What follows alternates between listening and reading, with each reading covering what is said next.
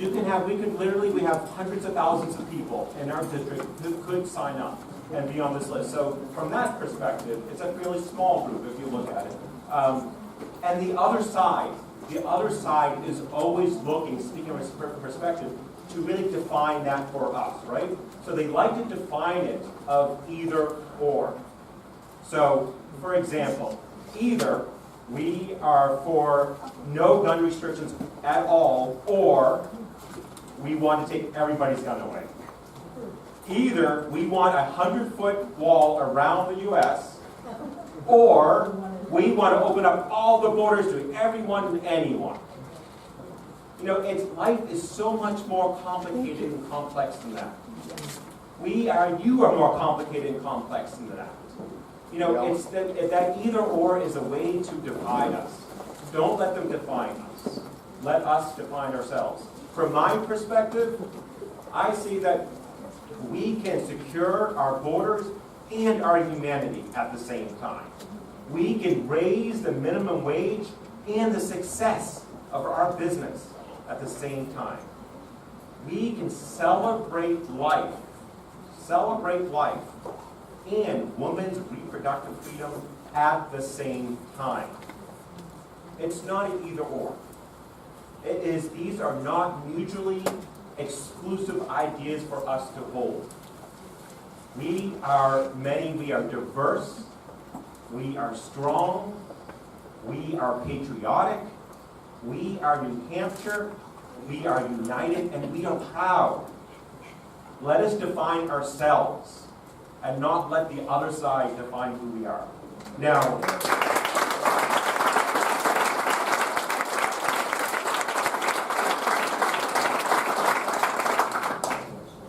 I could make a case for every one of these unique individuals to be our representatives.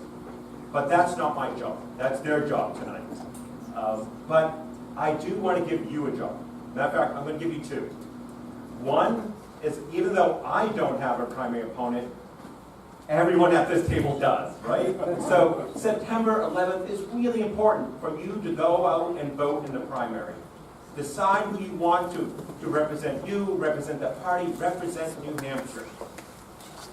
And then November 6th, the critical election day, that's the general election. Go out and vote if you think you want, even if you think you're not going to be there, get an absentee ballot and vote. That is so important for us to do. Now that's your number one job, voting. The second job, you have a choice. I want us to go beyond screaming at the TV and online and social media, right? And go out and canvass. If you're able to, we have canvassing this week in Belmont, next weekend right here in Laconia, the weekend after that in Guilford, you name it, get your name on that list that's been going around and canvass. A simple thing you can do, put a yard sign up. Donate to the candidate of your choice if you can. And then here's something that's really simple. When you go back home tonight, talk to a neighbor, talk to your family. Tell them what your dreams, what your promises, what you heard tonight, what candidates really resonated with you. And then remind them that September 11th and November 6th are very critical. So I gave you your job. Now it's time to give them their job. So as Mason Donoghue, your District 7 Senate candidate, I kindly request that we give them a round of applause.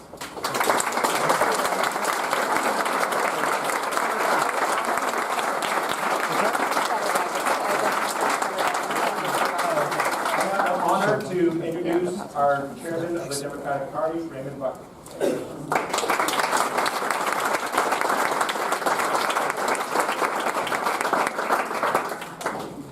Good evening. I don't think I need this. But I need these. So, your band ready to. Mason did not ask for any financial support for his own campaign. I'll talk to him about that later. But if you are a donor on Act Blue, I encourage you to go there to make a donation of any size to his campaign. It's critically important winning this district. It was lost by just a few 2017. 28? 17 votes in 2016, and so we want to make sure that we win this seat back. So is everyone all in for Mason Donner and for State Senate?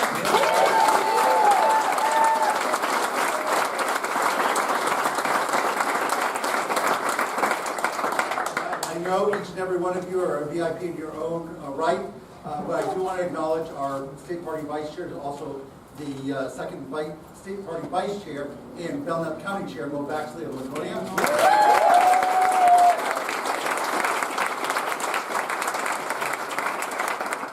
Our wonderful former state senator, Andrew Hosmer.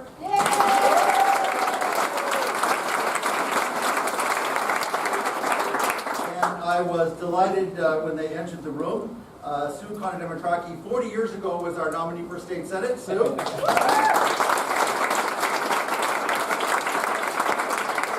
It took her husband 20 years to run, and George Conner-Demetraki was our Democratic nominee for U.S. Senate in 1998.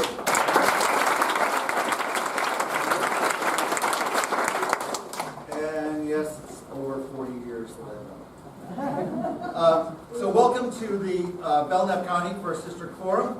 As it was said, I'm Ray Buckley and chair of the New Hampshire Democratic Party. We're thrilled to be here tonight with the Belknap County Democratic Committee members, and we welcome members of the public and members of the press, and the New Hampshire Democratic Party staff, and our candidates and their staff. Thank you for attending and participating in our public forum this evening here in Belknap County. The NHTP is committed to providing voters across CD1 a chance to hear from all 11 of our candidates, and has held public forums in Portsmouth, Carroll County, Rockingham County, and upcoming forums in Stratford County and over in Manchester as well. If you look at the state party website for the dates and locations, they will be listed as they are organized. There have been over 17 forums already held, with many more scheduled, in addition to the WMUR Union Leader televised debate that will be happening that first week of September. I do want to acknowledge that we did receive notice from Terrence O'Rourke about an hour ago that he's not feeling well, and so he begged your indulgence that he just was not up to it. He didn't want to get everybody sick. And I appreciated that. Well, if we have Medicare for all, though, then we'll be in good shape. So we are excited to have 11 candidates running for the first congressional district this cycle. We're 30 days out from the primary, and it's critically important in New Hampshire and across the country to keep this district blue. I know I can count on everyone in this room, whoever wins the primary on September 11th, that we will all join together and support our Democratic nominee.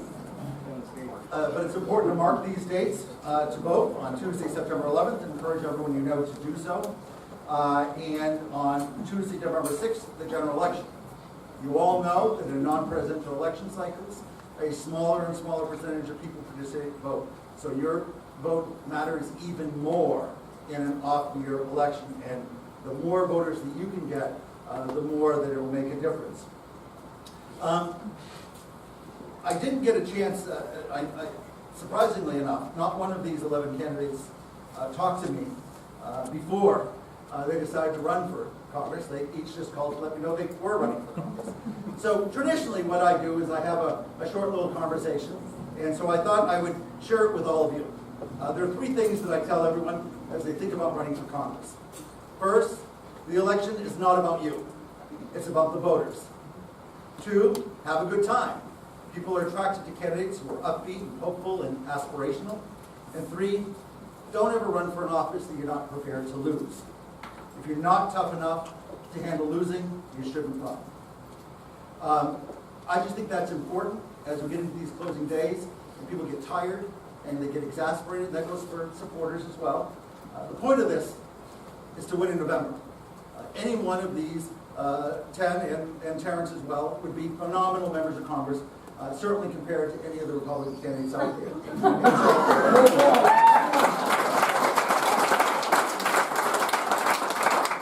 I want them to receive the enthusiastic support, not the passive support, but the enthusiastic support of everybody in this room and the thousands of other activists around the district. So I just would encourage you not to say anything about your candidate that about another candidate that you wouldn't say about your own candidate, and encourage the candidates not to say anything that they wouldn't say about themselves. So it is important that we realize that the time to unite is very short. We have 8 quick weeks to unite around our nominee, and it is important that we begin, and we're going to begin that on our Unity Breakfast. If you'd like to come down, it's going to be in Manchester on Thursday, September 13th, and the doors open at 7 a.m. So, now on to the format. Where? It's on the website, but it's at the Garyfield Restaurant on Mammoth Road, right off exit 7. So, 8, exit 8. 6 and 7 in Manchester, exit into one big exit. So, You'll find it, you'll figure it out. Go to 7, you'll get the. So, each candidate will be allotted 10 minutes, and they'll be able to clearly see as they count down their 10 minutes, so there'll be no surprises towards the end.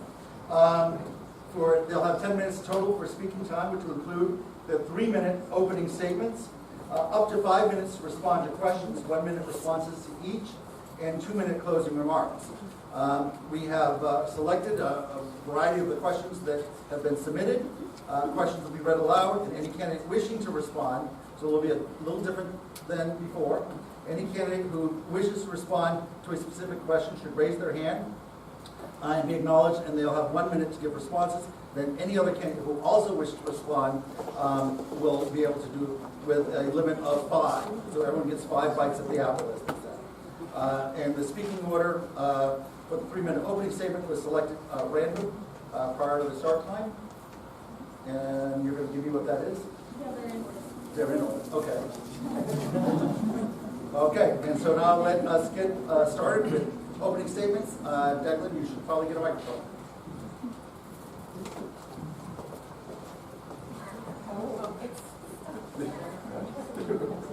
All right. It's easier to see you if I'm standing. So, thank you guys. I'm Declan McCacker, and I'm running to represent you in Congress. We're going to go through a lot of the hows and the whats and the questions that we're answering, but I want to tell you about my why. Why am I running? I'm running because I'm a husband. I'm a husband to my best friend, a woman that I am lucky enough to wake up next to every single day of my life. But 4 months after we got married, she woke up and turned to me and told me she could not feel her arms or her legs. Now, we had to go to the hospital. And it wasn't that we had health insurance. That didn't save us. It was that we had a credit card to put a $5,000 deductible on. That's what it was. That's how we were lucky in this country, that we had a credit card to pay for our health insurance. I don't think that is a moral system. I don't think that is a fair system. We need a single-payer Medicare for all system in this country. The business issues, because you shouldn't be married to somebody with benefits if you want to start a small business. Number 2, I am running because I am a father. I am a father to a 2-year-old, and it's the greatest job that I could possibly have. In fact, she is growing up in the same neighborhood that I did. We live across the street from the house my grandfather built. She's going to go to the same elementary school. But unlike me, when she goes to elementary school, she's going to know where exactly to hide in case of an active shooter. And as Democrats, we cannot stand that. We cannot have AR-15s on our streets. We cannot have bump stocks and high-capacity magazine. And we need to close the loopholes on background checks for guns, but also increase them for bullets. Because there's no way we're getting all the guns off the streets. We need to know when somebody gets a red flag law and they're going to try to buy bullets. My background's in technology, and I understand a bit about the future and how we are not preparing our children for it. We are not graduating with them from high school with anything more than the ability to get $160,000 in-state tuition debt here in New Hampshire.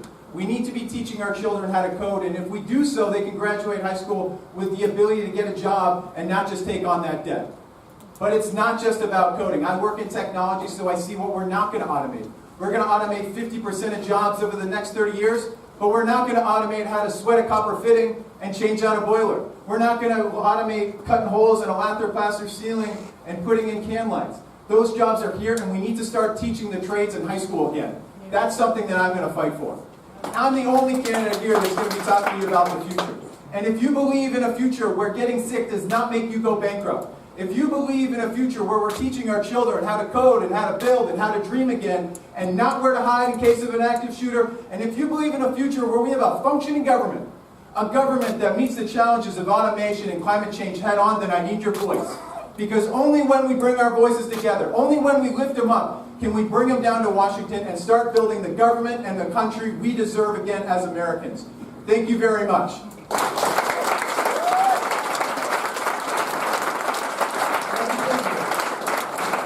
I want to thank everybody for coming out. It's such a beautiful night. I know you can be in a lot of different places, and I really appreciate it.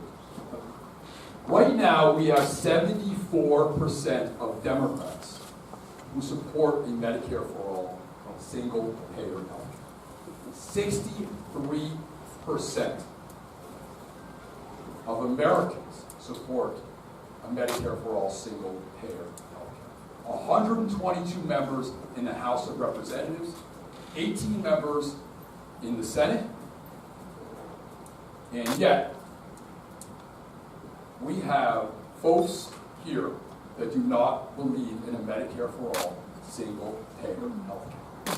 And that includes Chris Pappas. And it's extremely disconcerting. I work at Legal Services. I represent a lot of low-income and working-class folks, and they can't pay the high co-payments, deductibles, and the premiums.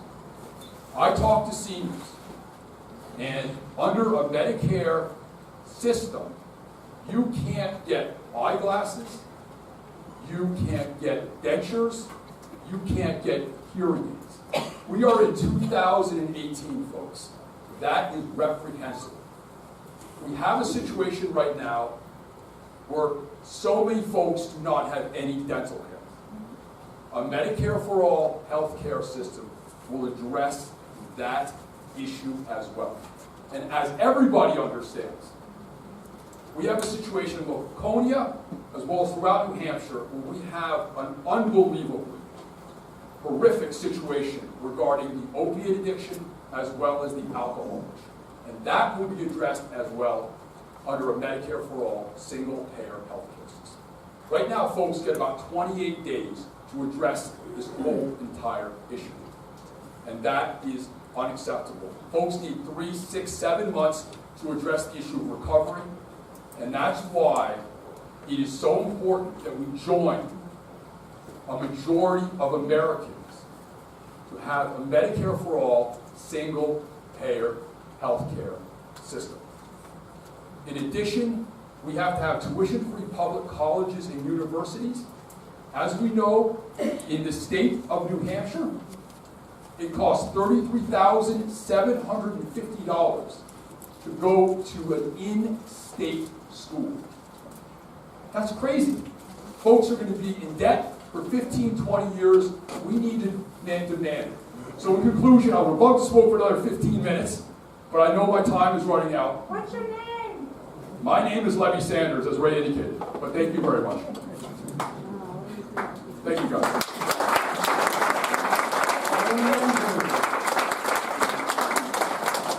Good evening. My name is Naomi Andrews. Thank you, Mo and Belknap County, and to the chairman and NHDP for hosting tonight's forum.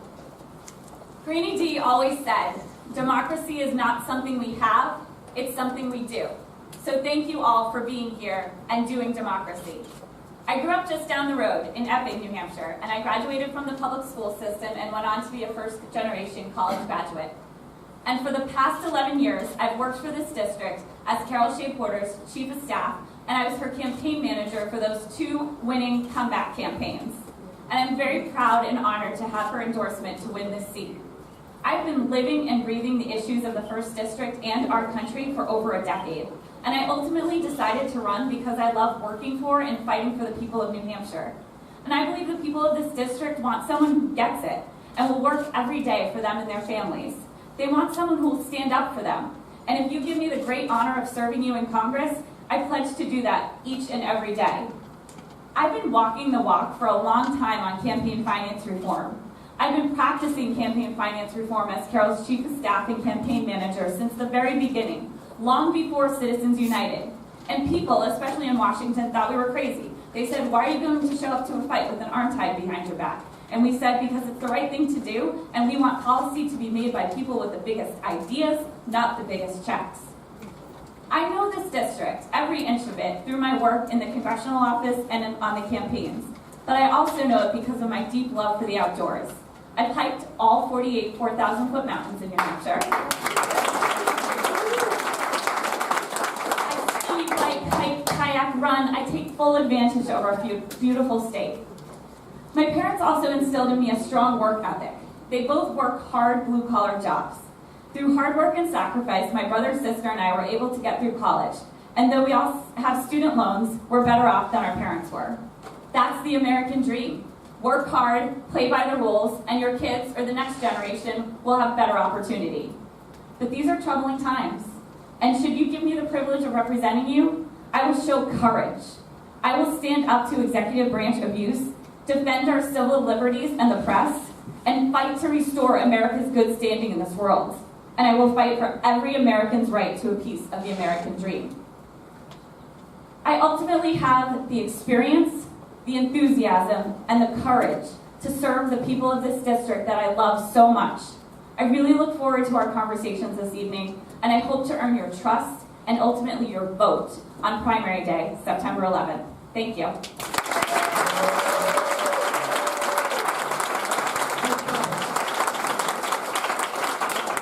Well, thank you, Naomi, and good evening, everyone. It's great to be with you here on this night where we've got to all figure out a path forward of how we can come together when this primary is over to keep Carol Shea Porter's seat blue. I'm thrilled to be a part of this race. I grew up in the city of Manchester, attended public schools there, run a restaurant business that's been around for 101 years. My great-grandfather started it as an immigrant from Greece, and I learned all of life's lessons there at the family business. I learned that it's not about the bottom line, but about people and how you can lift people up, those who you work with and those who are members of the larger community.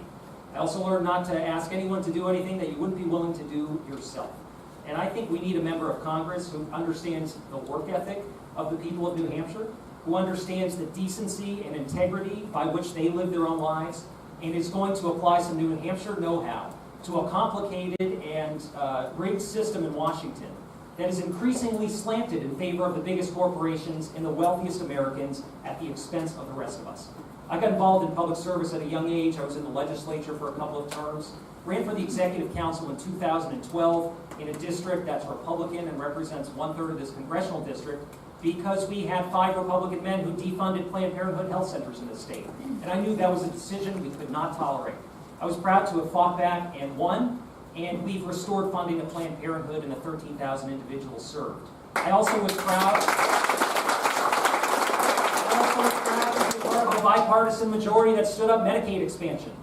53,000 individuals now have coverage because of that move. It's the best tool we have to fight the opioid crisis here in Laconia. This is the city with the most per capita enrollment in Medicaid expansion and is absolutely critical at our ability to be able to turn the corner in our fight against drugs and standing up treatment and recovery opportunities for individuals. So I joined this race as someone who is cognizant of what people experience in their daily lives across the state of New Hampshire. And I'm ready to go to work. I believe that health care should be a right and not a privilege. And we've got to stop the assault on the Affordable Care Act and look for ways to make health care universal. I believe that we have to give workers a raise. And I think we have to protect our natural environment and give Betsy DeVos the boot. Because she represents undermining public education in this country. So we're building a strong campaign to win this tough seat. And it's a tough one. But we're building a broad-based coalition that includes the support of folks like Maggie Hassan and Jean Shaheen, but also lots of grassroots donors from around the district. And so the support of most interested in earning in this race is yours. We're running a bottom-up grassroots efforts that's true to the values of the people of New Hampshire. And I'm ready to take this fight to Washington, D.C., to push back against President Trump and the Republicans in Congress and say that we are so much better than what they represent. I hope you'll join me in that effort, and thanks so much.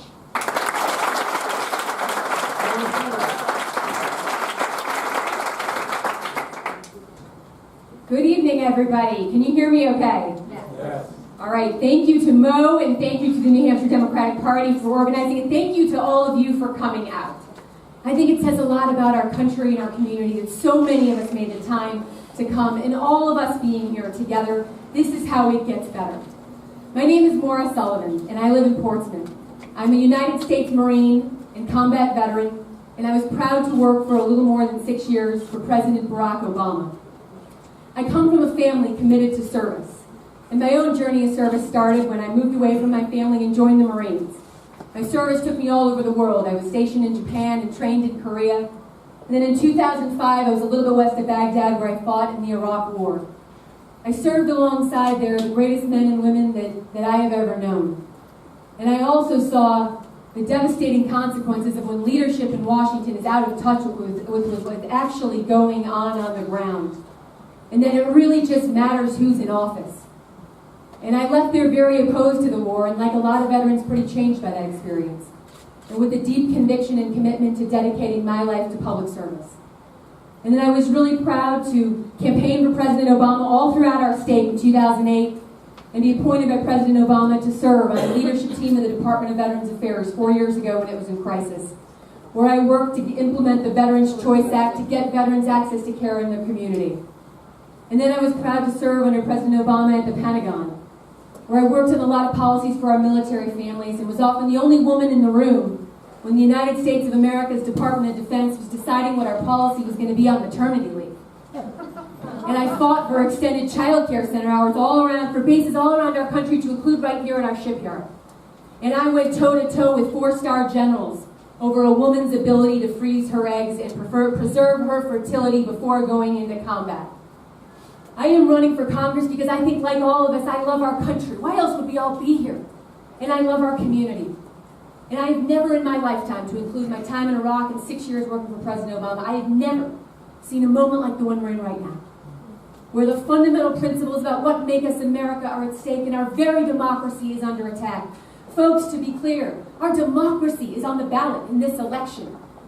Access to health care is on the ballot in this election. Women's reproductive rights are on the ballot in this election. A child's ability to go to school and not be worried about gun violence. That is what's on the ballot in this election. These are issues that I have been working on and fighting for most of my adult life and at times at the highest levels of our federal government. And I am ready to step up again and lead and fight for all of you and our families and our community and hit the ground running on day one and be a tireless advocate for our state. And I'm here tonight to ask for your support and ask for your vote. Thank you very much.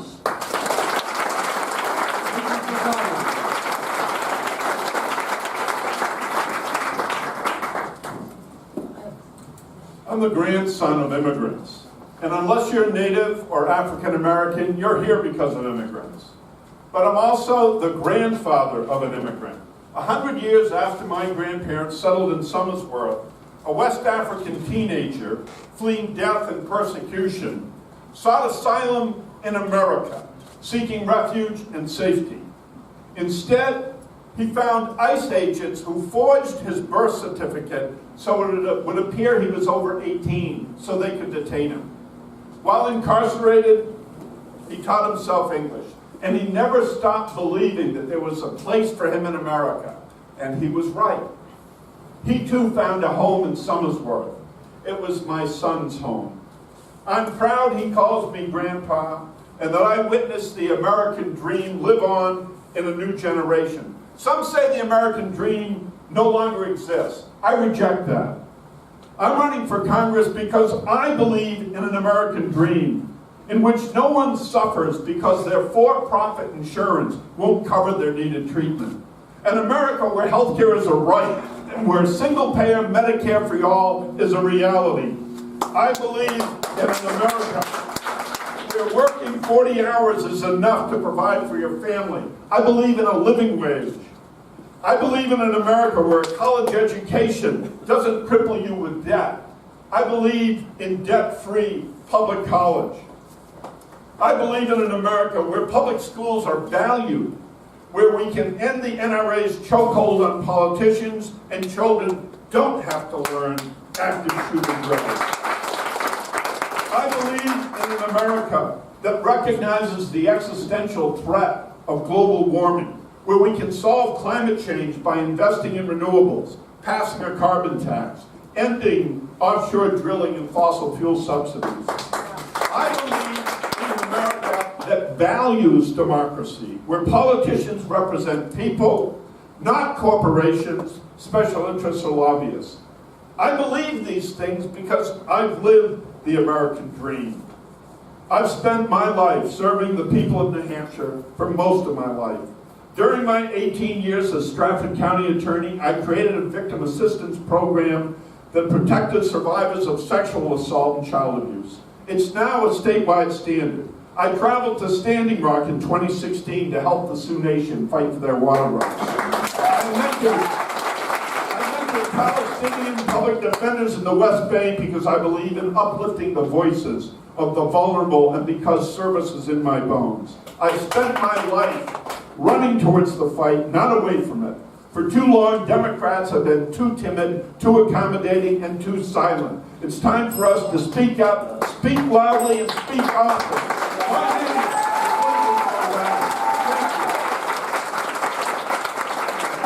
name is Thank you. Can you hear me now? Thank you. Thank you all for coming here and being faced with the absolutely horrible choice between the 11 of us, 10 present, and all the challenges that's going to entail. Thank you, Ray and the party, for being able to arrange everything. It's really been a pleasure to be able to meet so many people across the state and learn so much.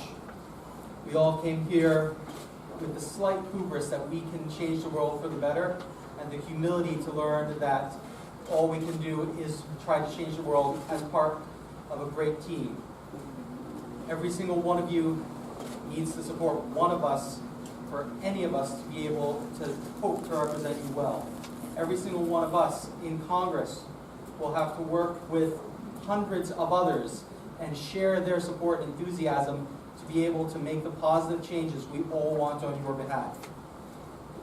And believe me, I would love to be able to give you Medicare for all, free education. I want living wages. I want clean air, clean water. I want to renew our infrastructure with projects that aren't for today but are for tomorrow, things that we won't have to rebuild a highway every 10 years but every 50 years because it's actually built for the growing population. I want people to be able to come to enjoy the lakes, to enjoy the mountains, and to be able to come here for their education and stay instead of coming to New Hampshire colleges and then leaving for somewhere they can afford to live better. I've lived in this state my entire life. I was born in Nashua, raised in Derry. I've been through public schools. I've been to UNH. I've been to SNHU. I've worked in retail, construction, and these days accounting. I've seen a lot of what the state can offer and what the nation can offer, and it is honestly beautiful, as long as we all remember to have a good sense of unity, to remember that we can all work for the betterment of our communities and not just ourselves, that we can work to support our families, our friends, our colleagues. Whoever comes out of this race, I will support them. I will hope that perhaps they will all think as well of me as I dream they do. And I would like to thank all of you for giving me the chance to stand here once again. And instead of going on about the questions you haven't asked, save my speech for the questions that you all have.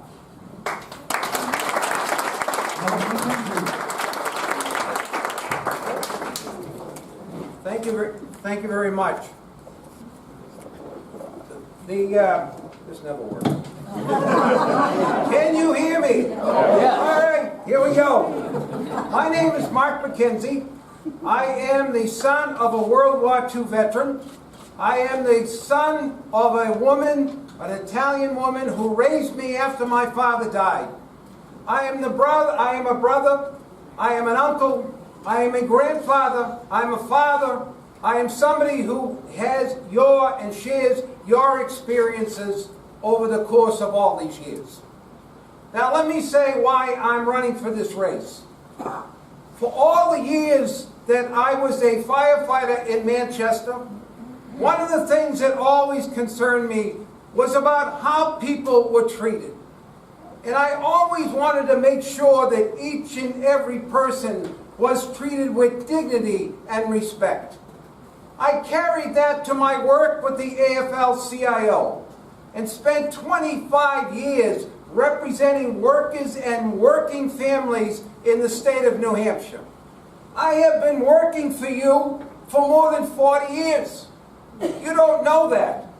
I showed up at the legislature time after time again and stood there and advocated on behalf not of Mark McKenzie, not of the AFL-CIO, but for working families each and every day in this room and rooms all throughout the country. My responsibility is to make sure that people have economic security. If you don't have a good job, if you don't have health insurance, if you don't have access to the kinds of things that you need to be safe and secure, then you are not enjoying this country the way that you should. I've been a leader all of my life. I've been a leader. People have selected me over and over again to lead organizations. I led the firefighters, I led the AFL-CIO, and I have led every organization that I have ever been in. And I tell you this, that you want somebody that can go to Washington right now, that knows how to fight, that not only knows how to fight, but knows how to motivate people. I have done this forever, and I'm going to tell you that if your hopes and dreams, I can translate those into real possibilities and real things. I have done that over and over again in the New Hampshire legislature when I have been asked, and I can do it for you. I am a powerful voice. I am a progressive. I have stood side by side for every progressive cause in the state of New Hampshire, and nobody in this area right now, nobody at this table has the record that I have defending workers and working families and working for the progressive movement. Thank you.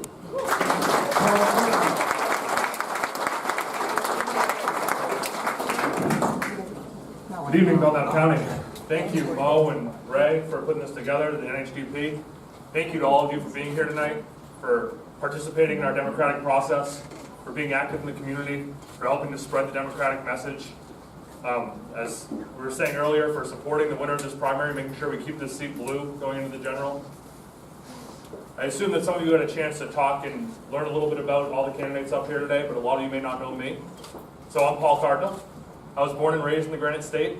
I attended our public schools, went to college in Manchester. I now live and work in Merrimack. I was raised by a single mother who spent 29 years working for the police department. I spend my days now working with schools to help them improve curriculum delivery, organizational efficiency, every day with students and teachers and educational leadership, determining how we can provide a better future for my son and all of your children and the future of this country. It would be my absolute pleasure to represent all of you in Congress. And, Ray talked a little bit about how we're all here to make sure we find the best candidate for this seat, to make sure that we're protecting Carol Shea Porter's legacy. And it's all of your responsibility to find out who can best represent you this fall and for the next 2 years. And in doing that, I think it's important that we really examine the issues that every candidate at this dais stands for, what they're going to represent once they get to Washington, and how we feel that represents the community that they're going to be the elected official of. For instance, if political experience is really important to you because you're happy with the way things are going, I'm probably not the right candidate for you. Don't have a lot of that. But if campaign finance reform is an important issue to you, I implore you to find out about the people on the stage who are raising millions of dollars for this race because they think that's what's best to get the candidate who represents the state. If Medicare for All is important to you, challenge all of us on whether or not we agree, as I do. If you want a candidate who has spent a significant amount of time living in New Hampshire to represent the people of New Hampshire, find out that all of us have. What I'm so fearful of in this country, I think, is what a lot of the people in this district are, and that's the continuation of what we refer to as politics as usual. Of our politicians either turning purple to make sure not to offend anybody, or for spitting vitriol at the right to make sure we can never work with them again. I've had an opportunity to meet everybody up here and speak with most of them, and I can assure you they're all great people. But this is an R+2 district, and we need to find a way to reach out to Obama Trump voters, Sanders Trump voters.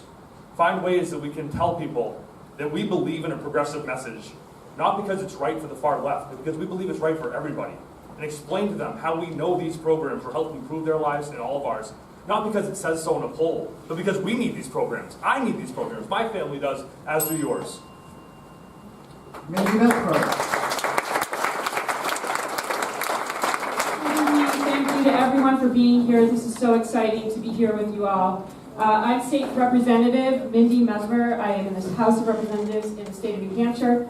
I'm an environmental scientist by background. I have 30 years worth of work in that field. 20 years of those I've operated my own small women-owned business. I'm a mother of 2, and about 4 years ago when I identified that children in our community were getting sick and dying of cancer, and I reported it to the state of New Hampshire, and after 2 years of prodding them, they came back and said they would do nothing but take a wait-and-see approach. I knew that was not the right answer for my community. So I blew the whistle on the cancer cluster. And that activism work, after that, working on the governor's task force, got me involved in politics when I was asked to run for my seat.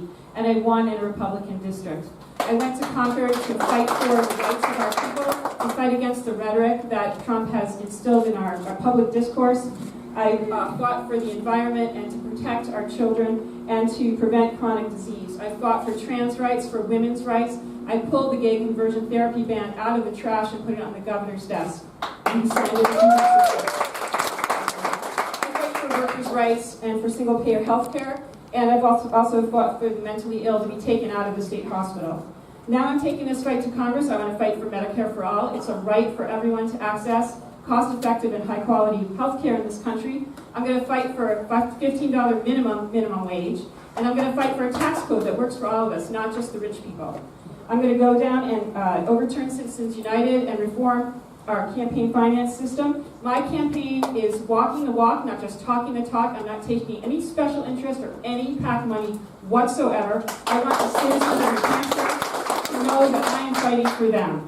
Now I'm going to Congress because I think we need more than one scientist in Congress to fight for all the important issues, that the EPA is being disassembled, and NOAA and all the data and evidence and logic are being taken out of any decisions in Washington. I'm used to fighting adversity here in the State House. I've gotten 16 bills passed in the State House in 2 years by working across the aisle and bridging divides between us and the Republicans. This is really important, and I want to take that fight to Congress.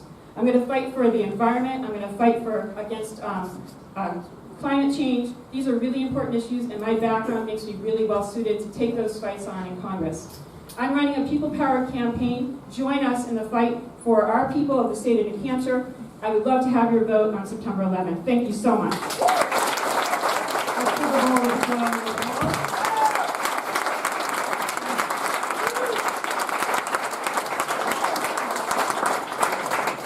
We want to take a second before we start the questions and introduce some members of the state party staff that are with us here tonight. Alan Rapp, our Deputy Executive Director. Our Political Director. From our Communications Office.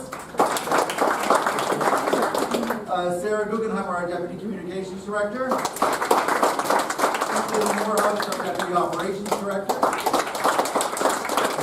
And the most important person in this room, because he's the person that's going to lead the effort for this entire region to victory, and that is our Regional Organizing Director, and that is Slate Goodwin right there. He doesn't know you by first name basis by September 11th. I will be deeply disappointed in you. So now we're going to start the questions. Trying to pick ones that we haven't asked in other forums before, and I have not seen this one. And so how it's going to work is whoever's hand I see go up first, will get it first, and then, okay, Paul, you want it? Can medical marijuana patients be protected from Jeff Sessions?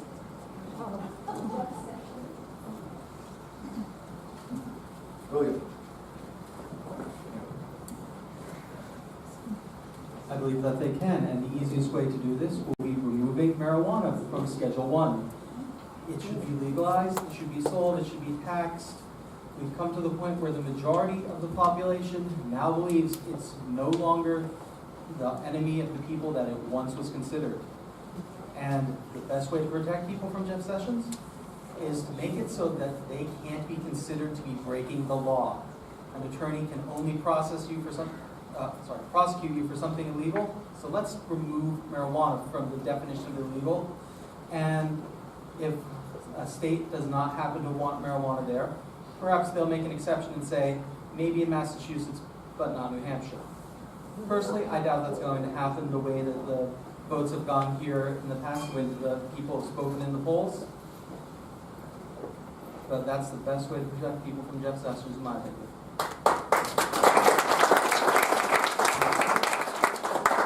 Thank you. Yes, I would agree with what was just said. I just actually graduated from Georgetown University with a master's degree in public health, and I served on the Health and Human Services Committee in the State House. And I did a lot of work to expand the ability of people to use medical marijuana in the state of New Hampshire.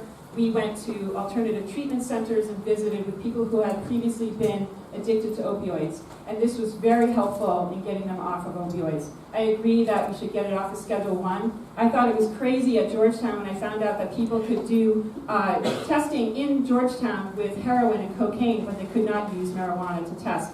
And I think that's insane. I think we should be able to expand the use of medical marijuana, especially when we have such a high rate of opioid overdose deaths in the state of New Hampshire. I believe that we have the top rate right now in the state of New Hampshire. This is a critical issue in the state of New Hampshire. Thank you so much.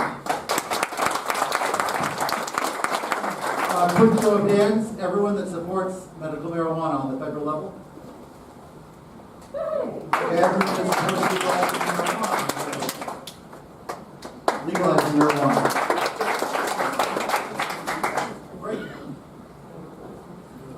Obviously, this is not me writing the questions. I'm reading the questions, so no giggling. What is something you would want to tell my peers or me, a 13-year-old female? Evelyn. I would say just because you're not old enough to vote doesn't mean you're not old enough to make change, to get involved. The best way to make sure that we're going to have voters at 18 is that we have volunteers at 13, 14, 15, 16, and 17. And our campaign, we have folks as young as 14 that are knocking on doors in this heat. So there's no excuse for anybody else out here that's not that young to not be knocking on doors. But get involved. Don't let adults talk down to you. Don't let them say that you don't understand the issues, because it's your future we're up here trying to decide. And that you need to start using your voice now, because if you don't use your voice, you'll turn around and find out something you're incredibly passionate about and you won't have one. So start using your voice, start volunteering for a campaign, get out there, get active, and get voting when the time has come. Thanks.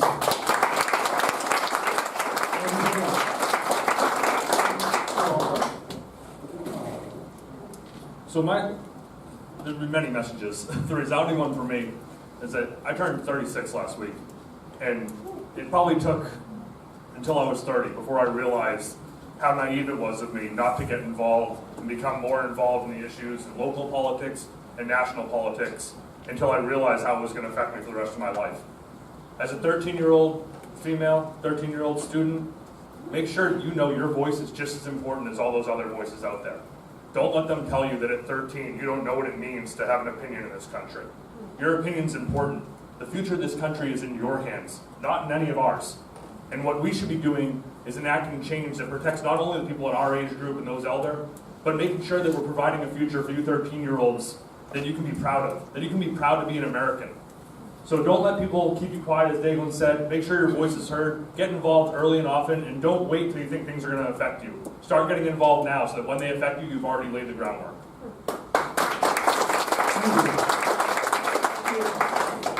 Similarly, I believe that you're never too young to get involved in politics. I remember taking my little baby on the front pack to see Howard Dean.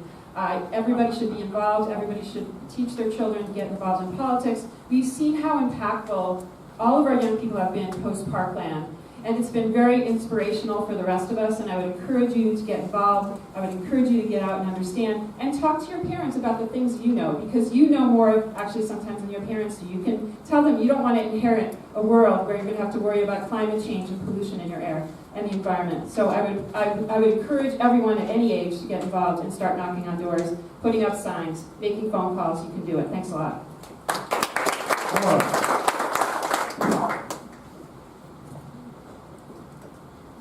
As a young woman, a lot of times people are going to tell you that you can't do something.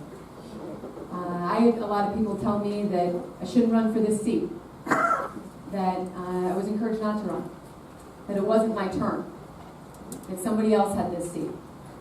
You know what? I think women all across this country are tired of being told that it's not their turn.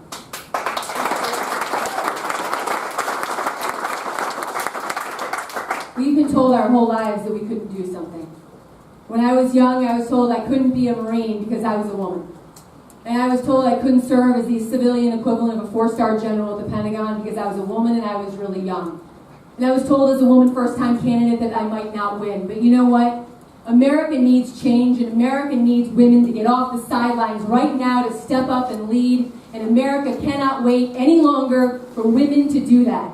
And I am running because women and children and working families need women more than ever, and that's why I'm running for Congress.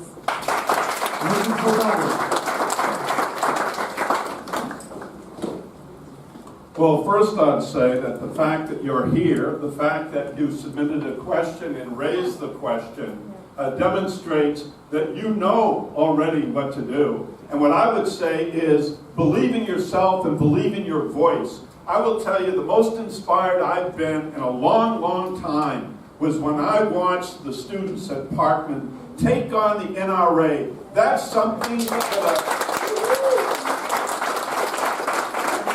realize what they actually did in a conservative Republican state with a conservative Republican governor and legislature. They passed gun control legislation that the NRA opposed. And if they can do it, there isn't anything that we can't do together. And I am following the students because you are an inspiration. So believe in yourself and believe in your fellow students and stay involved. And thank you so much for being here.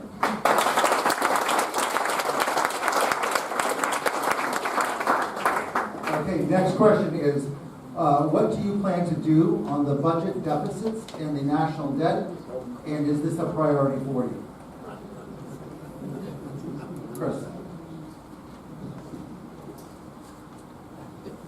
Well, the Republican Party cannot claim any longer that it is the party of fiscal responsibility. Because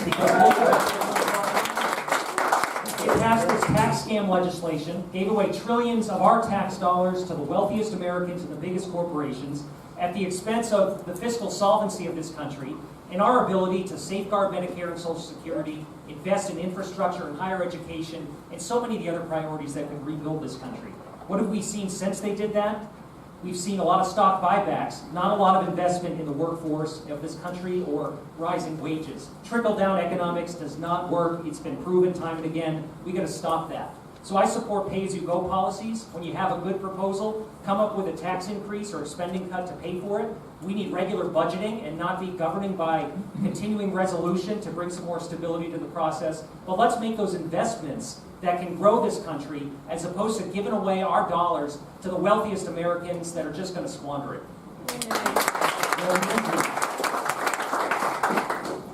We absolutely need to stop lining the pockets of the Republican majority's wealthy donors. We know that the middle class is stumbling and the poor have fallen, and the gap between the wealthiest and the rest of us just continues to grow. We need a fair tax system. Our tax system is so rigged that when our office tried to give teachers a small deduction for what they pay out of pocket, $250, the House Republicans said, no, too expensive. But you have a private yacht, you have a private jet, you're all set. In 2011, Senator Coburn published a brochure called Subsidies of the Rich and Famous, and it's only gotten worse in the interim. We subsidize and give handouts to the government, to the richest. So we have to raise the minimum wage, and too many people work 2 to 3 jobs, living from paycheck to paycheck, still unable to make ends meet. People want to pay their bills, take care of their families, and have a little money left over for pizza on a Friday night. We can do that, raise wages, fix the tax system, and it's possible.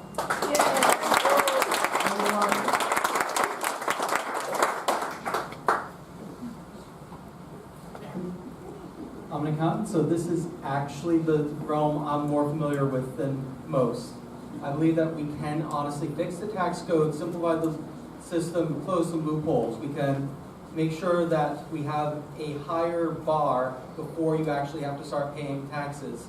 so that the people who can't survive on what they get in a single full-time job at least aren't going to be scraping money out of that paycheck. Instead, we can take it and bring it from the richest and most powerful instead.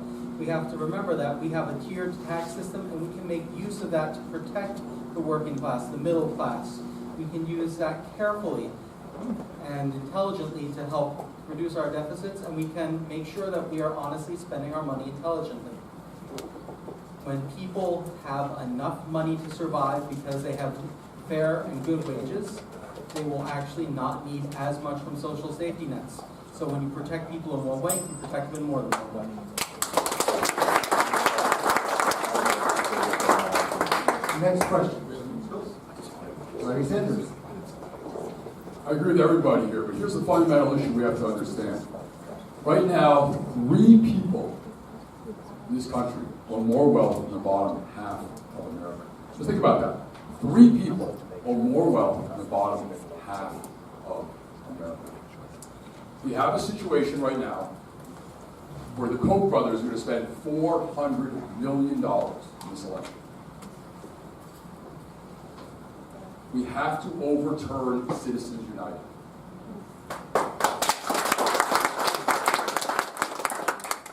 We have to say that if you work 40 hours a week, you should not be living in poverty. We need to have a $15 minimum wage. Right now, we have 47% of Americans who have $400 or less to address a medical emergency and/or simply a car breaking down. That goes up to 75% if you have $700. So thank you very much.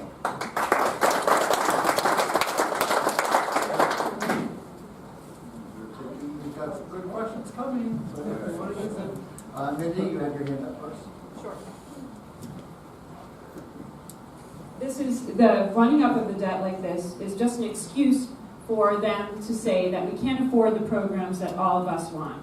We can't afford Social Security, we can't afford Medicare for all, and in fact the Koch brothers tried to prove that we couldn't afford Medicare for all, and their whole program backfired on them, and if we found out Medicare for all would actually be cheaper for all of us, then it would be more expensive. This is insane. You've given corporations tax breaks, there's carve-outs for hedge funds, there's carve-outs for capital gains tax. We need to take the cap off of Social Security, we need to give Medicare for all. We need to stop running up the debt by giving the Defense Department $700 trillion. We need to be so ready to go to war. And I'd say that we need to protect the rest of us. We need to make sure we pass Medicare for all. We need Social Security for everyone. And we need the programs to deal with the opioid situation in the state of New Hampshire. Thank you.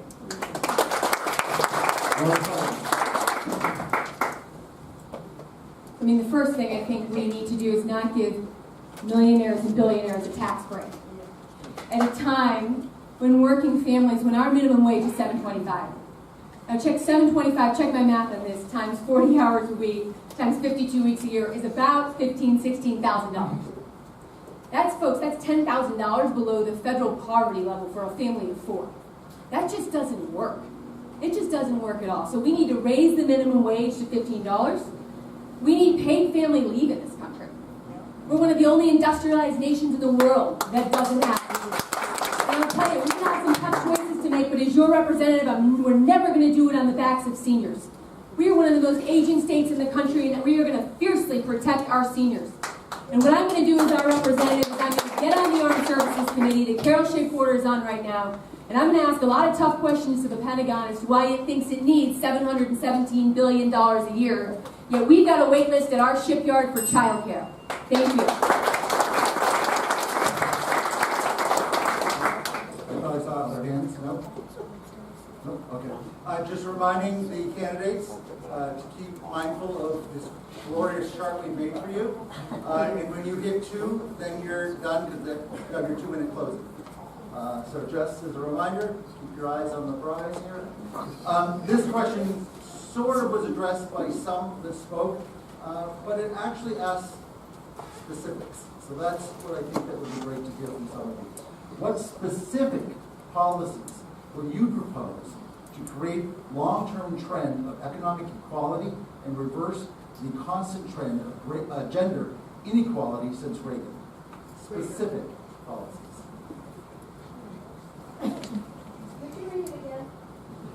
What specific policies will you propose to create long-term trend of economic equality and reverse the constant trend of gender inequality since Reagan?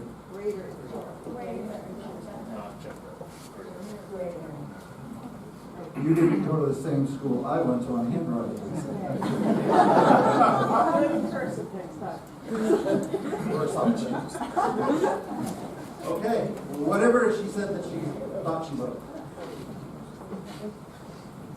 So you're right. Since Reagan, and people say we want to go back before Trump. I want to go back before Reagan. I don't believe the 9 worst words of the English language is I'm from the government and I'm here to help. And I think we're not going to see equality increase in this country until, as Democrats, we're not afraid to say government helps people. Government helps all of us. And we got to be talking, and this is specific to education, and I will give you a specific answer.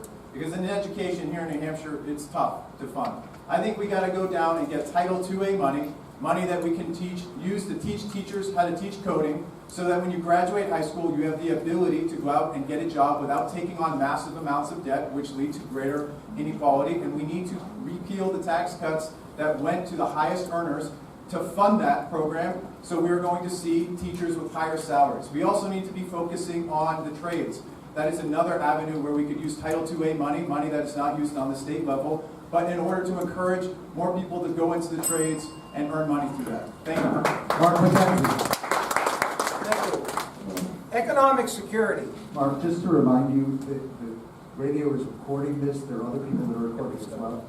Okay, here we go. So economic security in this country has been disrupted over a number of years. First of all, let's start from the beginning. Let's deal with child care from the very beginning to make sure people have access to quality and affordable child care. Let's also make sure that we have access to affordable health care. Let's make sure that minimum wage is not, I don't buy into 12, I buy into 20, because 20 is where the thing should be today based on the productivity. I think that we should deal with college and make sure that public colleges are free, debt-free public college. I believe that we should pass laws that provide equity for women in this environment, and to make sure that everybody has equal pay. I wrote the bill in New Hampshire, and Governor Hassan turned around and gave me the pen when she signed it for equal pay for all people. I think we should stop jailing people, immigrants. We should stop jailing them, and I should also stop because of the thing.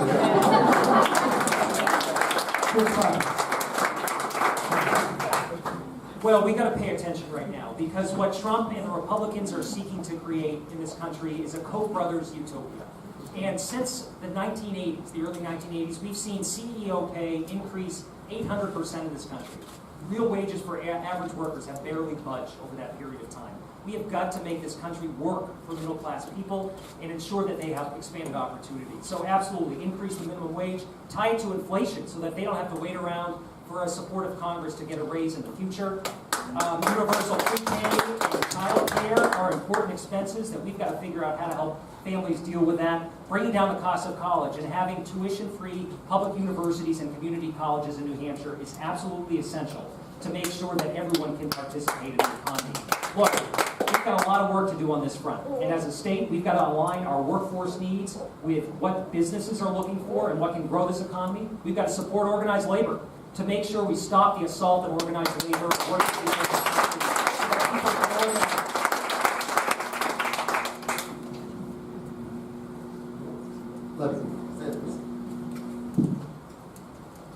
Fundamentally, we need to deal with Medicare for all. That's going to save significant amounts of money, and it's actually definitively the right thing. Not only is it the right thing to do, but it makes economic sense.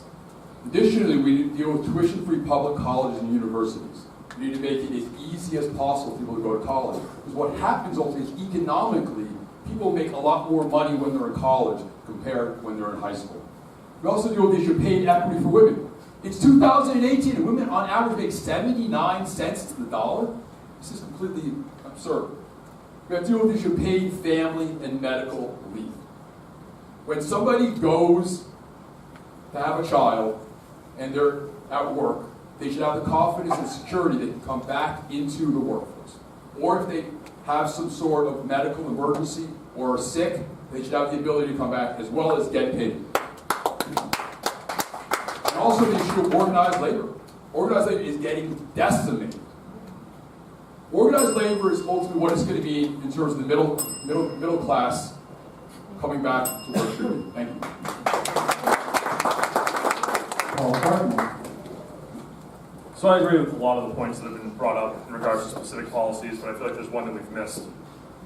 Damon was nice enough to point out how many people are fearful of government programs. They think, oh, the government doesn't get anything right.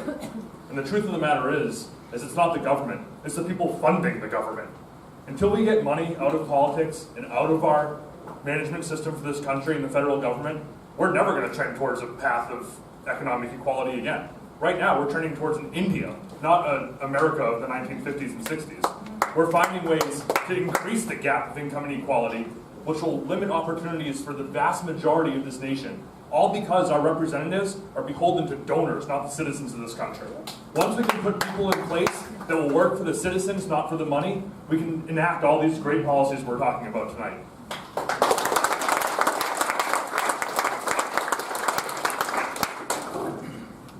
There's so many good questions here.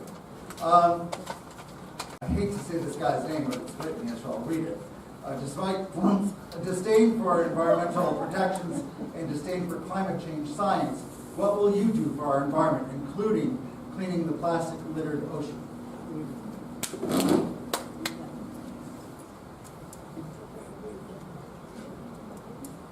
William?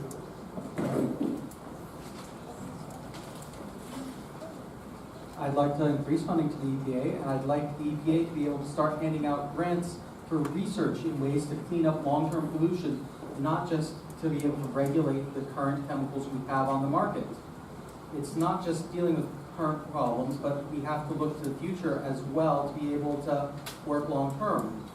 I think that we shouldn't subsidize disposable things. Instead, we need to try and make it easier, more affordable, and more intelligent for people to want to own something that will last long-term, a lifetime. You could go through 1,000 paper plates, or you could have one decent set of plateware and set for your house. The same goes with your laundry machines, your cars, everything.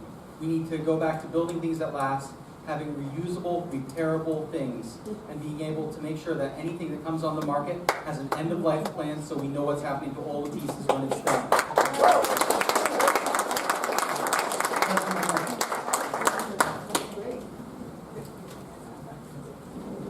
So when it comes to plastics, it's nice enough for everybody to say stop using straws, as if it's now our responsibility to clean up the entire world's oceans by stopping using straws.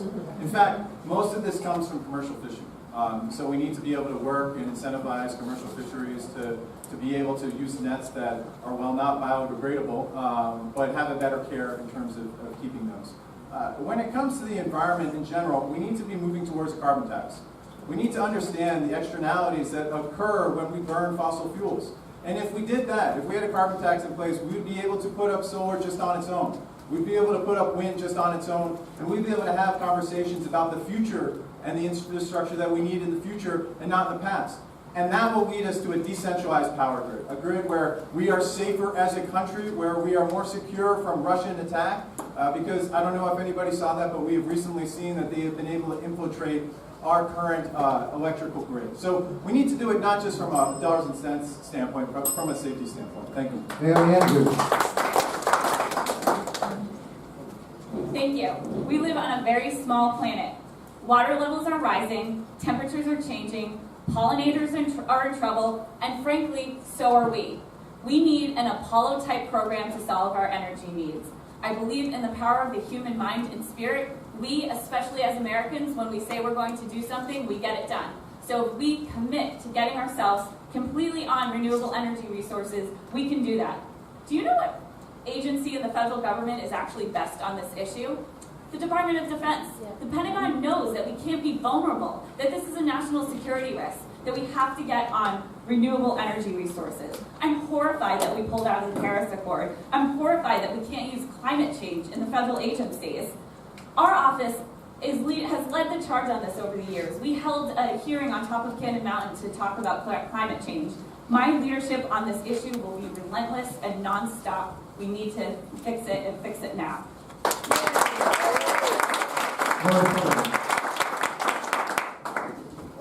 Naomi brings up a really good point about the Department of Defense leading on this issue. I worked for the Secretary of the Navy in the Obama administration on our Great Green Fleet initiative, which was introducing biofuels, energy efficiency, and clean energy to our fleet of Navy ships around the world. The Navy is now at 12% renewables. It's a start. We've got a really, really long way to go. But that is where the rest of our country needs to get to. We have got to incentivize a clean economy. We have got to make sure we don't get out of the Paris deal.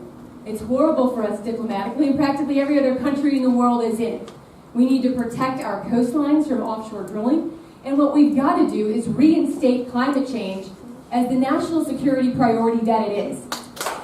I will do that as a member of Congress from the Armed Services Committee. I was appalled when this president removed climate change as a threat to national security last December from his strategy. We all know it's a significant threat, and our planet, this is not something we get back. This is not something we get back, and it's the planet we're handing our kids. Thank you. This is actually one of the biggest reasons I decided to run. Of course, I'm an environmental scientist. These are issues I've been working on very hard in the state of New Hampshire. It's been very concerning since the election. What has happened at the EPA, more than 700 scientists have left the EPA since the election has happened. We also know that predictions are that by 2050, if we don't do something about single-use plastics, we'll have more plastic in the ocean than we will have fish.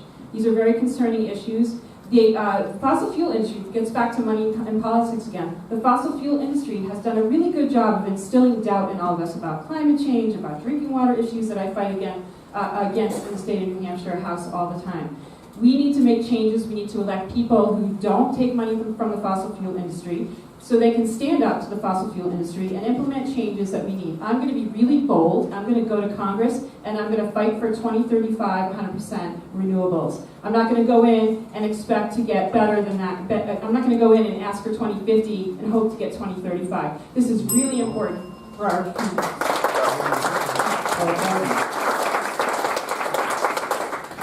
So once again, I'll say I agree with a lot of the policies that have been brought up. But unless I misunderstood, the purpose of this question is to figure out how we do this with the disdain that the executive branch is showing towards these climate change programs today.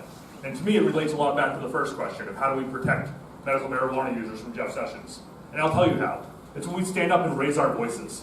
We've learned since 2016 that when we fight for things like health care and for things that we find important, that people will listen.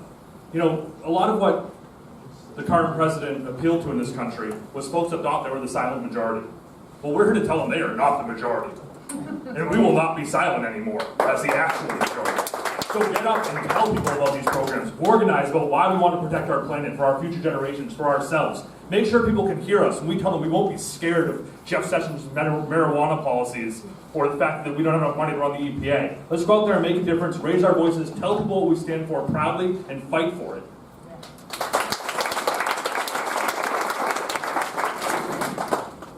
Okay. Next question is, what is your specific plan for campaign finance reform? Where do you get your campaign contributions? Without talking about your opponents, at least answer the question about where you get yours first. Chris. Well, this is the issue that underpins all other issues that we're contending with in Congress right now, because if we don't break the linkage between big money and public policy, then we're not going to have a functioning democracy, because you see the fingerprints of the special interests over just about everything that happens within Congress. Whether it's the big drug distributors that get watered down regulations, whether it's the NRA that prevents us from taking common sense steps to address gun violence. So we've got to get this right.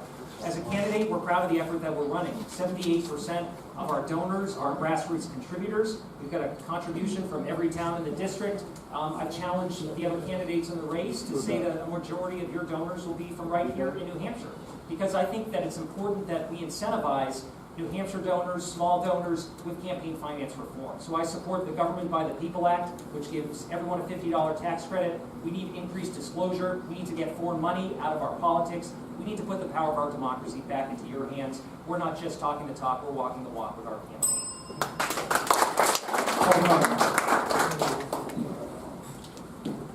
So you may have caught on to a theme that this is a really important issue to me. The way that we fund our government today and our politicians is absolutely horrifying. It's taking the voices of the middle class and the working class out of our government. I think that all of us agree up here that we need to repeal Citizens United and work towards changing campaign finance. I'm taking all of my donations from individual donors alone. There's a form when you decide to run for Congress or most of the offices in the state that you have to fill out when you run. And on the back of that form, it asks you if you're willing to invest less than $300,000 in this race. And to the best of my knowledge, only 2 of us on this stage today have done it. And everybody else thought that wasn't quite enough money to win a seat in Congress. So until we stop voting for people with the most money and the most signs, this isn't going to change. I appreciate some of the sentiment that's been brought up today. Obviously, there's a couple of candidates that folks feel this isn't an important issue to. And I'd ask you to question if it's not just the number of donors that's 78%, but what the volume of the money if it comes from the 78% of individual donors.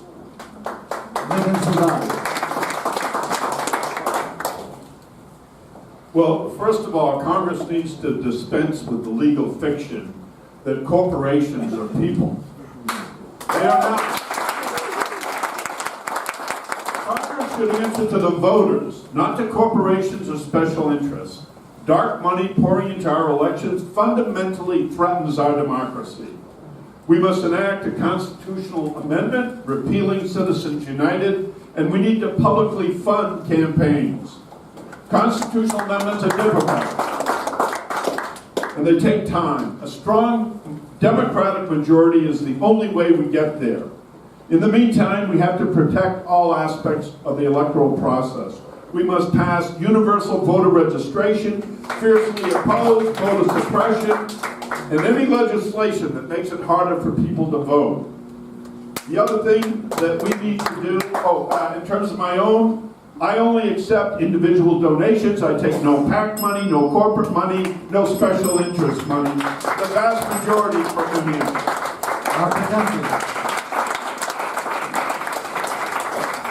My money comes from the working families of New Hampshire, the nickels and dimes that they contribute week after week, hour after hour. But let me say this, it also comes from my sister and my brother and everybody else I can tap. But I'm not making a lot of money. There's not a lot of money in this can for me. But let me say this. You know, you can't take the money and think that you're not part of the rigged system. You cannot do that. And if you take thousands of dollars, in some cases $1.5 million, you're part of the rigged system. If you really care about campaign finance reform, then you got to start practicing it, and you can't keep taking piles of money. And let me say finally this, that there is money that's going into the bank for candidates. And then there's a thing called independent expenditures. And independent expenditures are a way for people to drop thousands of dollars into campaigns in New Hampshire. Thank you.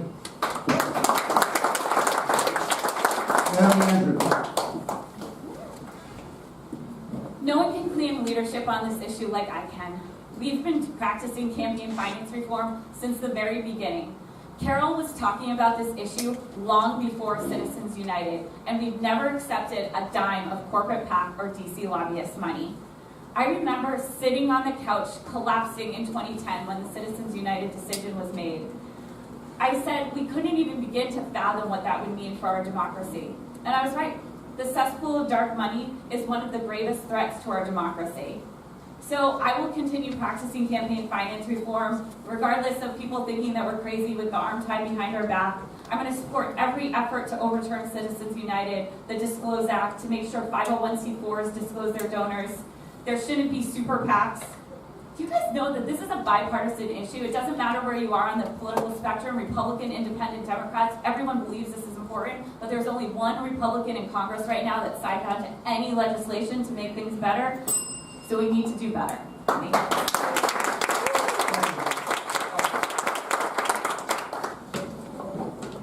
So I get my money from my friends and family, and I'm happy to say most of them are still my friends. It's definitely still my family, and they hear from me a lot. You know, there's establishment, you know, in DC and New Hampshire. Getting donors is hard.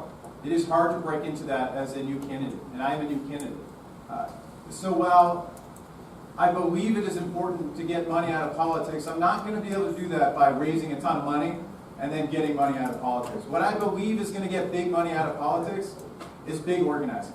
Is knocking on doors, is making phone calls, yes, sending text messages, and I'm sorry if I texted you too much, but we're going to keep texting you because this is really, really important. We knocked on 1,100 doors today in Laconia because we want to listen to you. We want to hear your voice. We want to bring your voice down to Washington. We're not going to be listening if we're running a TV ad. We're not going to be listening if we send you a mailer. We are going to be listening when we knock on your door and you answer and you tell us what your biggest issue is. Thank you.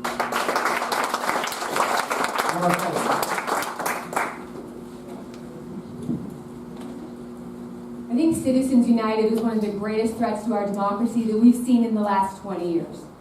And as your member of Congress, I'm going to work tirelessly on a bipartisan basis to overturn it. I'm not taking a dime of corporate PAC money on my campaign.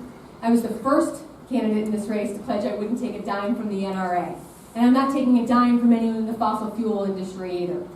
And I'm really proud of all the support that we've received from grassroots contributions from all around our state. $3 from kids at UNH, $20 from young moms worried about gun violence.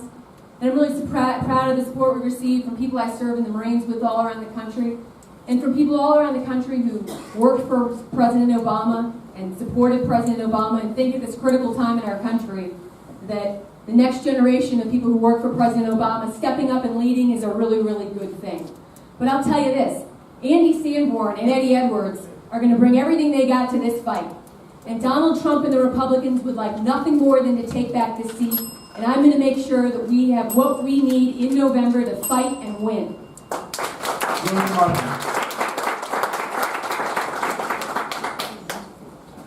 So far, exactly 2 people have funded my campaign, myself and my wife. I plan on keeping it that way through the entire primary, and should I make it through the primary, which I'm more optimistic about than I was on day one, I would like to restrict it only to people who are literally voters in District 1. That's it. If you can't vote for me, you shouldn't be spending money to influence anything. If you can't vote for the other guy, you shouldn't be spending money to influence anything. I think overturning Citizens United is a great start, so I think we should keep campaign finance in the hands of the voters, and for the elections the voters can go for.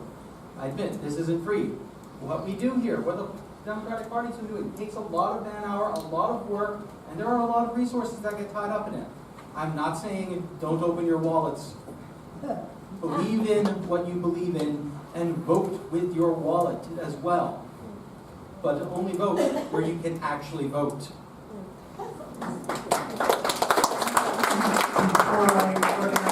Mindy, I just want everyone to remember to keep an eye on here. When you hit the number 2, that means you are completed and you won't be able to have the opportunity to have your 2-minute closing statement. So, Sorry, how much time is left, just so we can finish that? you can say what you can say. No. How much time is left before we run out of time? We have about 11, 12 minutes. Okay, Ray, do we leave, is that on the table? So that's an extend your closing remarks. Yeah, that includes the 2 minutes. No, I'm asking you. Yeah, right. There was concern of the closing remarks from last week. We got concerns, and so giving everybody 2 minutes closing. We're hoping to get to that point that everyone has gotten up to the 2 minutes. I've gotten lots of questions, so don't worry about that. We'll get to Phil. Okay, Mindy Messer. Thank you. I would encourage everyone here to go to fec.gov and look at each of the candidates' filings. Some of the information that has just been talked about is pure fiction, and I want you to go there and learn about it yourself. My campaign is taking no PAC money whatsoever, no special interest money, and the reason I did that is because I have fought special interests and lobbyists in the State House when I was trying to pass public policy to prevent cancer and chronic disease in our state. And it's really important. I was not able to pass a lot of really good legislation because the lobbyists fought me. 7 lobbyists were flown in to fight one of my bills from California, Texas, and North Carolina that was supposed to stop lung cancer from our children in our state. I think this is really important. 90% of my contributions are from in-state people, individual contributions only, 90% in-state. Average contribution is $67 from individuals in the state. I think this is crucial. My campaign is walking the walk, not just talking the talk, and I really would encourage you to go to fec.gov to read that information yourself.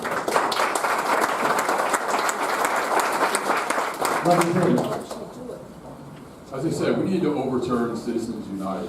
I mean, a 5-4 decision by the United States Supreme Court, it is allowed money basically to be, for somebody such as the Koch brothers to be almost irrelevant. So you have a situation where they're going to spend $400 million. But the other issue we need to address right now is the fact that it costs $37,500 in order to get a voter checklist. Right now, in the state of New Hampshire, we need to make sure that everybody has that for free, because the Republican Party has it for free. We also need to address, we need to basically have a 28th Amendment. That's just crucial. We need to get money out of politics. One person, one vote. So again, the most important thing ultimately in this election is that we need to make it easier, not harder, for people to vote. And when you hear people talk about corporation, talk about corporate PAC, be very careful. If somebody says they don't accept corporate PAC money, doesn't mean that they don't accept money from corporations. So please be mindful of that. Thank you. Okay, so this is a 5-point question that is essentially your position on gun control. Do you feel the right's reliance on the Second Amendment is erroneous? Would you support banning automatic assault weapons? Democrats shoot themselves in the foot when they tout gun control.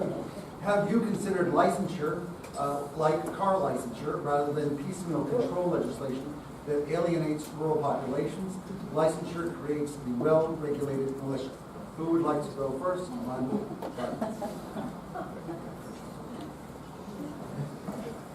You have the answers. Oh, well, there's 5 questions in there. I just read them all. It's what's your position on gun control? Lincoln Soldati, you can handle it.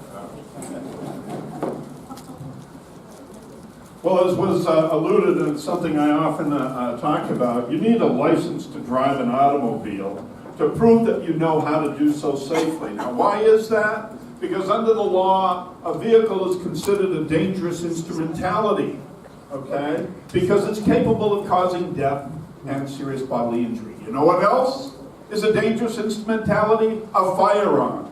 So why is it unreasonable that before you can purchase a firearm, you have to demonstrate that you know how to use it safely and store it safely? We all want to close the loopholes on background checks, etc. But how about a waiting period? That would literally save lives. It would save lives of those who are most in jeopardy of losing their lives by firearms, people who commit suicide. If we had a waiting period of 48 to 72 hours, we would save 50% of those deaths. You know, so we need back. Okay, I guess I'm done, but you know where I stand. Gabby Andrews. Oh, no. You say your name over and over and over. Just being a good Chris, neighbor. So in my estimation, the problem isn't the Second Amendment itself, it's the perverse interpretations of the Second Amendment that say we can't do anything to keep our communities safe and keep weapons of war off the street, which is common sense, and is almost universally supported by folks across our state, gun owners and non-gun owners alike.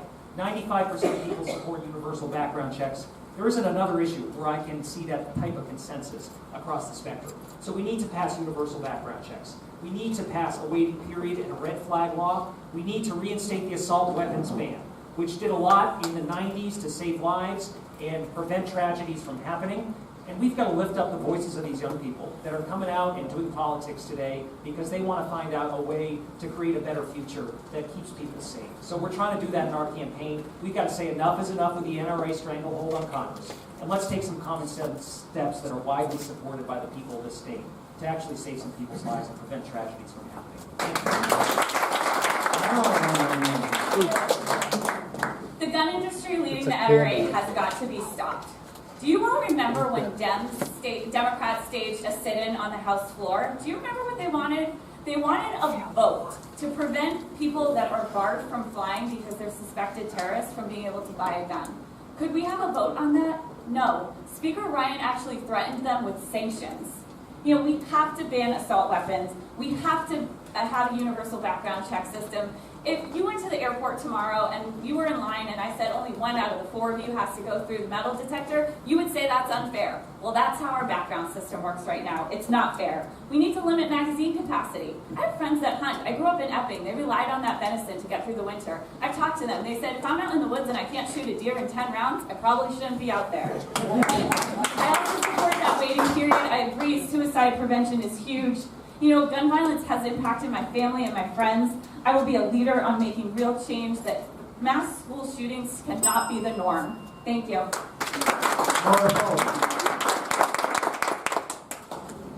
Chris, you mentioned weapons of war. I've used these weapons in a war. And I think a lot of us on this stage probably have similar policy views about banning assault weapons, bump stocks, high-capacity magazines, about universal background checks, that if you can't get on a plane, you shouldn't be able to have a weapon. Okay? But the question is, who can get it done? And I think veterans in Congress are going to lead this, because we have an unassailable credibility when it comes to these weapons. I've fired automatic weapons many, many times. Part of my job in the Marine Corps was overseeing the safe storage of weapons. I know them inside and out. And I could stand on the floor of the United States House of Representatives with other veterans and say, these don't belong in Laconia, they don't belong in Manchester, and they don't belong anywhere else in our country. And I got 10-year-olds coming to my house where they're afraid to go to school. So this is what I'm going to be focused on my first day in office as our representative.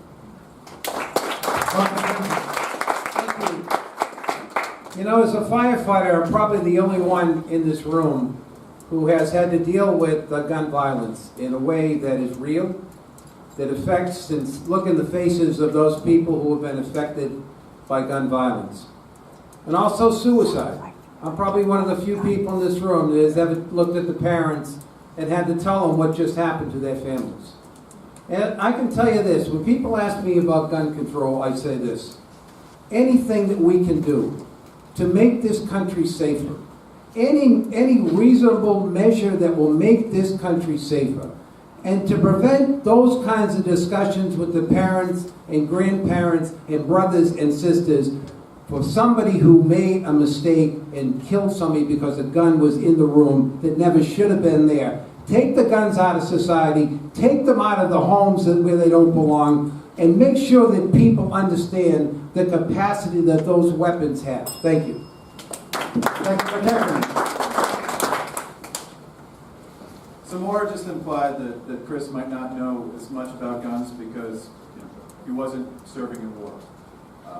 By that same token, she might not know as much about New Hampshire because you haven't lived here very long.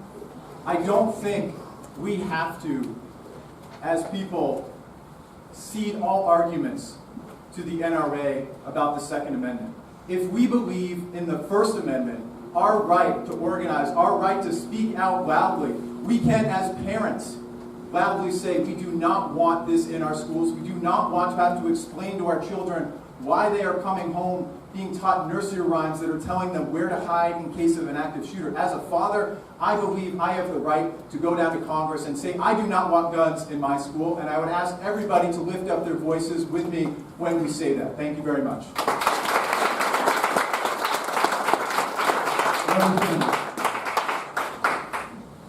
I have 3 young children, and the anxiety that they feel every day going to school and thinking about that, God forbid, something horrible occurred is hard to comprehend. But what do we say to our children to try to alleviate that anxiety, that fear?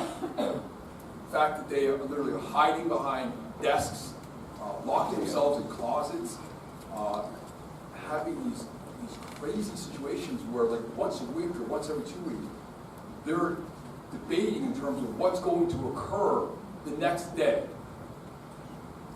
We have to address this issue.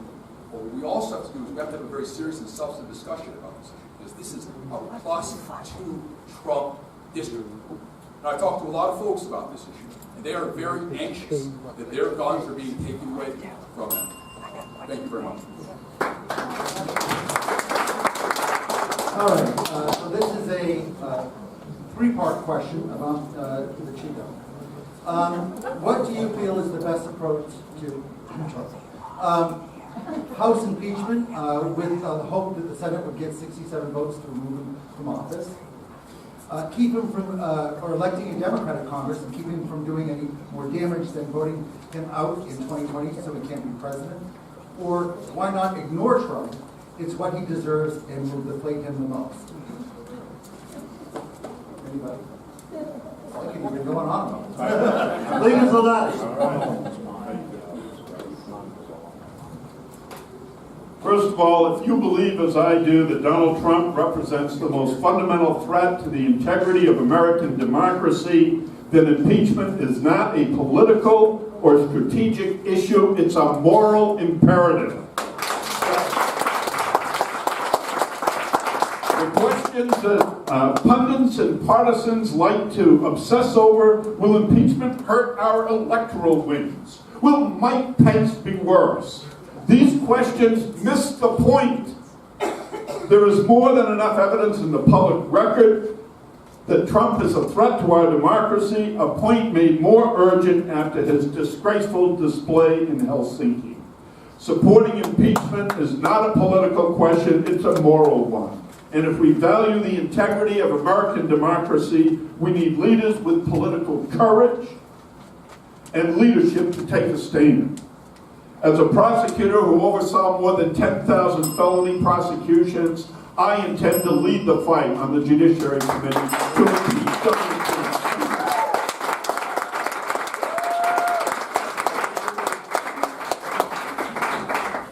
It would be helpful, Mark, if you just kind of took this, that way it would help us with the time. Wait, you, no? Okay. Final question.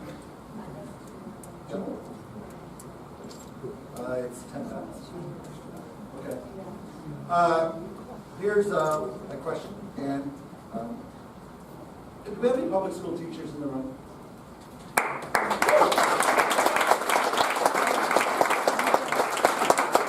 As a child, I attended the Sanford Central Elementary School, and I supervised as my teacher. And by God, if I'd ever turned in anything like the way you guys write, I would have been sent back to Alrighty. I hope this is what this question is. How will you reunite the party after this wild Democratic primary, not to mention the 2016 and the fake news epidemic? Did I read that correctly? Mark. Thank you. You know, part of what I've been talking about is the failure of the Democratic Party to really state who they are and what they're interested in.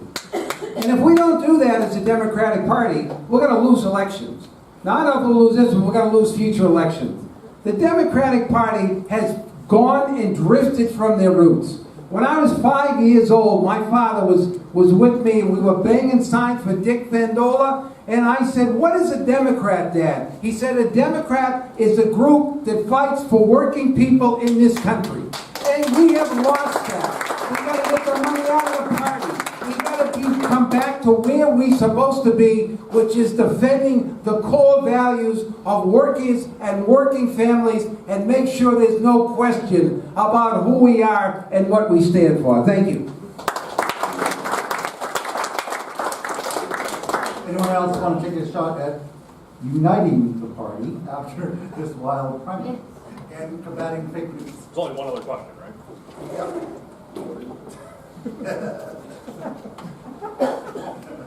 So, we're often referred to as the Big Tent Party.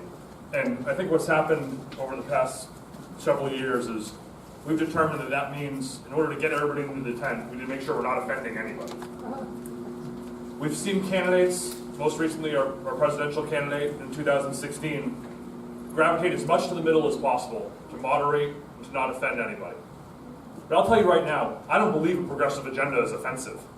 And if people on this stage think that what this country is built on and what actually makes America great is progress, then we should scream from the mountaintops that we want progressive ideas out there, that we're the progressive party. Not because we want to push things to the left or act liberal or bring everybody under the tent, but because we actually believe these are the best programs for Americans. People look at Social Security and say, don't touch it, do more with it. That's a progressive program. We'll get the same sentiment from Medicare if we can just proudly say that we believe in a progressive agenda and unite the entire party under that umbrella.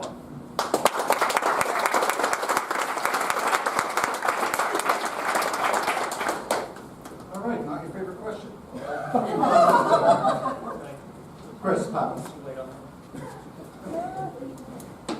Just a reminder, it's about reuniting the party after the wild primary in 2016 and the fake news update.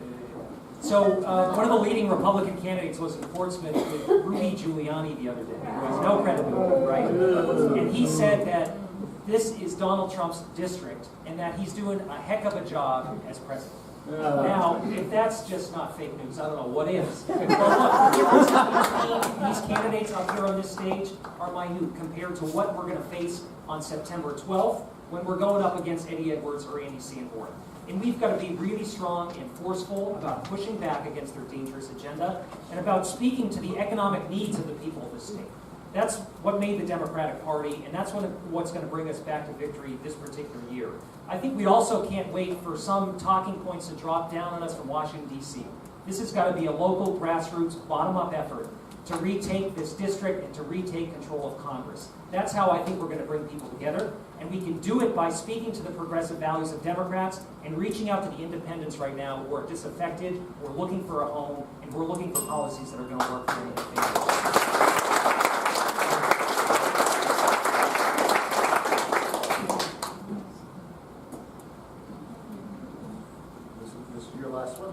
I'm aware of that. It's a tough call, Ray, but I got to do it.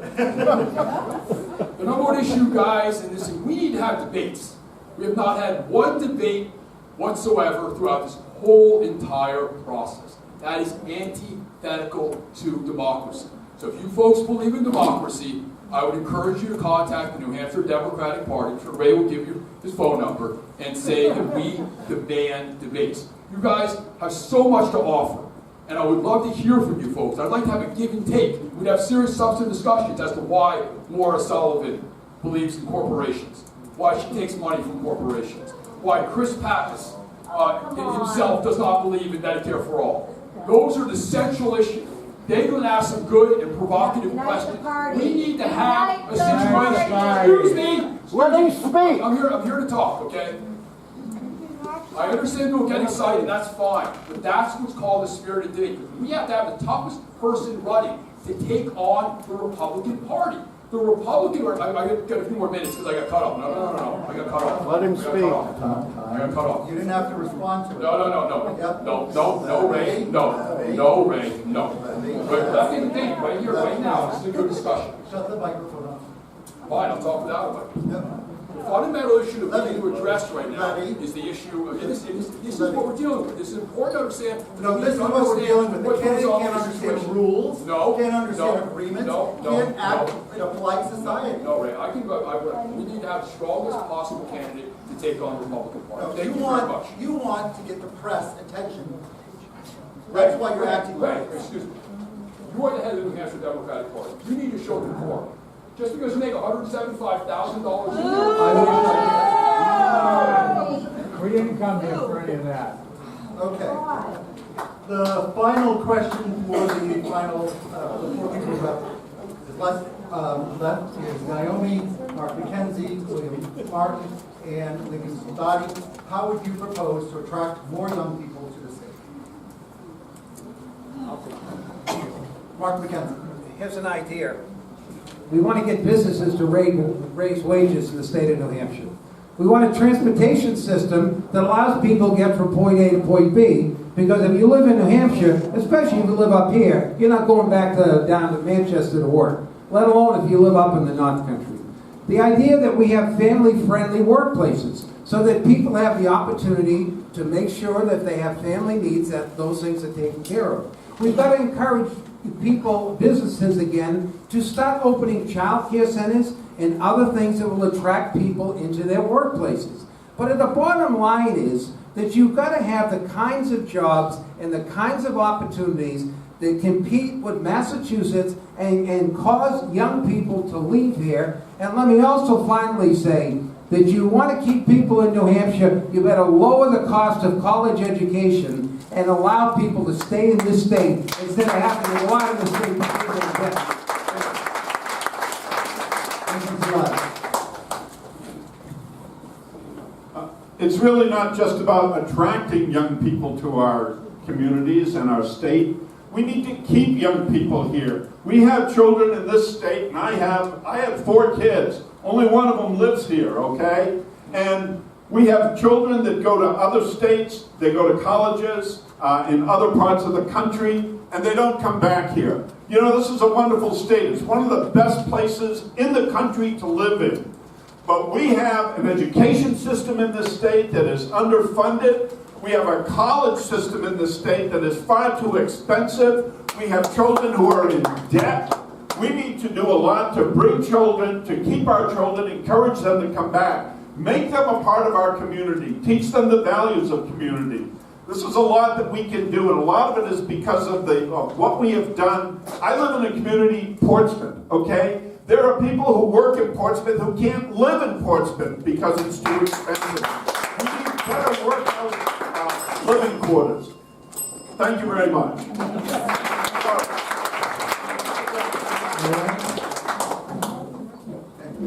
I do think we need to start with education. It's quite simply the key to prosperity. We have to invest in our future generations. I want to see debt-free college. I want to see the financial aid office over here, the admissions office over here. If you're accepted based on your merit, the financial aid office makes it debt-free. Work study, Pell Grants, all of that can make it possible. We also need to raise the minimum wage. The federal minimum wage hasn't been raised since 2007 when we first were elected to power. That's 12 years almost, that we haven't raised the minimum wage. Do you know how much it costs for an average 2-bedroom apartment in New Hampshire to not have it make up more than 30% of your income?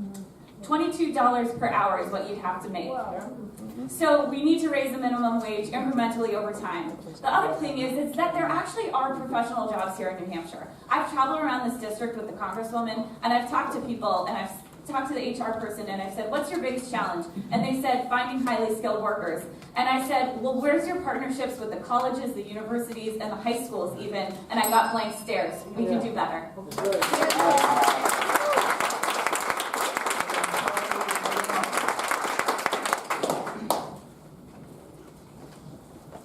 I also want to raise the minimum wage. I want the minimum wage to be tied not just to inflation, but to actual cost of living. I believe we need to set it on a federal level high enough that 20% of the country is covered by that, and mandate that everywhere else sets their minimum wage higher to meet their living costs, so there is no place in New Hampshire or the country where a minimum wage job won't let you be able to live. But for New Hampshire specifically, we also need more housing. Depending on who you ask, you have between 1% and 3% for the vacancy estimates. That's horrible. It gives a very, very little power to the renter and gives a lot of power to landlords at setting high prices. We need to be able to build more housing, and we have to put it near our public transportation lines so that people who are young, who don't have as many means, who don't necessarily even have a car, still have a good option, have a good place to live, a job, security, things that will let them pass on, stay in the state instead of pass this on, and with education. That concludes our portion, and we now have 2 minutes for final closing statements. Declan McCarthy. Mindy starts. Mindy starts. Okay. Thank you everyone for being here tonight. I think this conversation was really important. I came to this not as a career politician, but as a concerned citizen, and my motivation has always been to fight for the people of New Hampshire. People know across the state that regardless of their party or district, I have and will fight for them. This seat will be won and kept by someone who appeals to people of all parties. When I talk about protecting drinking water and our children, people agree across the district. When I talk about protecting drinking water, people agree. I'm the candidate who will keep the seat blue now and into the future. When our president seeks to divide us, my ability to find common ground is paramount. As a mother of 2 sons, I worry about the rhetoric on a day-to-day basis and the messages our children are hearing. Our president talks about grabbing women, discriminates against transgender people, and jails innocent children. I'm running for Congress because we need more scientists to combat the wrecking ball approach that our federal agencies have been taking and that against agencies meant to protect us. And I'm running because I know how to work across the aisle to bridge the gap between, to pass important policies to protect us all. I'm the only candidate in this race that is already passing and writing effective policy in a Congress, in a body the size of Congress right now. As an environmental scientist, I'll fight to reverse climate change and protect our drinking water, which are the two top threats to our national security. My campaign is walking the walk, not just talking the talk. I'm going to fight for campaign finance reform, and I want the people of New Hampshire to know that they're my special interest. What I'm seeing is an incredible outpouring of support and energy for this campaign. We have hundreds of volunteers who are proud to stand with us. Money pays for ads, but tenacity, authenticity, and hard work wins the votes. I want your vote on September 11th so I can keep fighting for you. Thank you very much.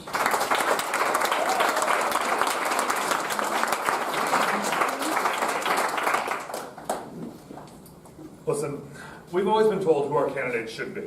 Been handed choices based on background, wealth, or the ability to raise money from PACs and corporations.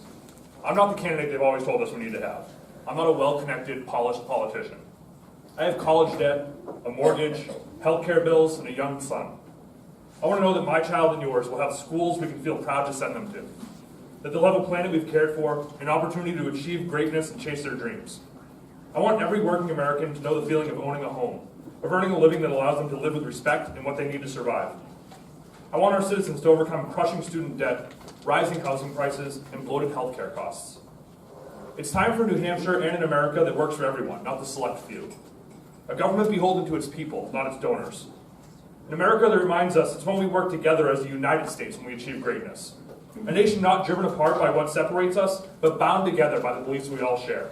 A system of Medicare for all, tuition-free public college and trade school. A system which makes a full-time job enough to live off of.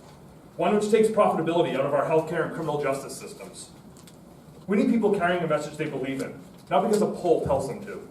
Officials who know progressive programs will work because our country is built on progress.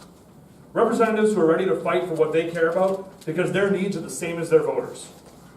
I'm tired of waiting for these things, as we have been for as long as I can remember. It's time for us to realize it's not the message, but the messengers, and elect one of our own. I'm Paul Cardinal, and I ask for your support on September 11th, the Democratic primary. Thank you.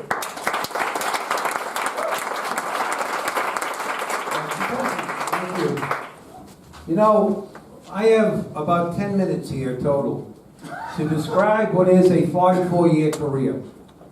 I have been fighting this fight long before some of these people were even born. When we talk about health care, I was at the bargaining table fighting for that in 1977, 78. When we talk about the kinds of things like pension benefits and things like that, I've spent my whole career fighting for those kinds of issues.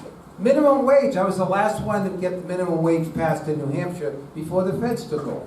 When we talk about family leave, I've been fighting for that for 18 or 20 years as a president of the AFL-CIO. So the only thing I've got to say, and I don't want to be disrespectful to anybody here, but where you been? Where have you been in the progressive movement in New Hampshire? Because I know pretty much everybody that's doing it, that kind of work in New Hampshire, and these people have not been here. Now, I'm not saying that's a bad thing. It's great that they're here, but let me tell you this. What you are picking here is a leader, somebody who understands how to get things done. My history is about doing that. My history is about taking the kinds of things that I hear when people say, what do we want? In every picket line I've ever been to. And I take those ideas and I turn them into reality. That is what leaders do. I have never been the one in the back of the line. I've always been at the front. And I will continue to be at the front because that is who I am. So if you want a true leader, if you want somebody who has been tested, if you want somebody who's been in the trenches, if you want a firefighter that knows how to fight some really bad enemies, then I'm the guy for you. And I'm going to tell you, I'm the best one in this thing. I know I am. I've been in progressive politics for many years. I walked Walter Mondale into this room. That's how many years I've been doing this. Let's work together.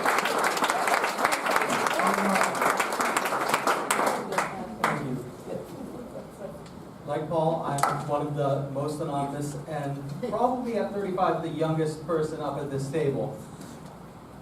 I stepped up because, like so many of you, I believe in our need for a change and our need to get things to improve. I believe in our education, our healthcare. I believe in infrastructure and the environment and so many things we've all talked about. I believe that as an accountant, I have a very good perspective for how to do this without breaking the bank, how to be responsible to all of you while supporting all of you. And I'm up here because I have a great compassion and passion for people. For so long, I just sat around and wrote letters to Congress by comparison, and I found that that did not do me anywhere near as much good as I thought it would. Instead, I really just want to go there to be able to speak for everyone who's been writing and say, hello, we are here. Like Paul, I am the other signer of the limit on how much I'm willing to spend as well. And I also believe that I'm somebody who's capable of helping unite us after this primary as well. As I've gotten a chance one by one, though not everyone yet, I've been trying to invite all the candidates when they have events in Manchester, near where I live, to stop by for dinner, because I honestly believe that the better we understand each other, the more we can all work together. So I'm making that now public. Each and every one of you, give me a little warning. That is the kind of attitude I take towards the people who I'm competing against here. Imagine the compassion and the respect that I can try and serve all of you with as well. Thank you.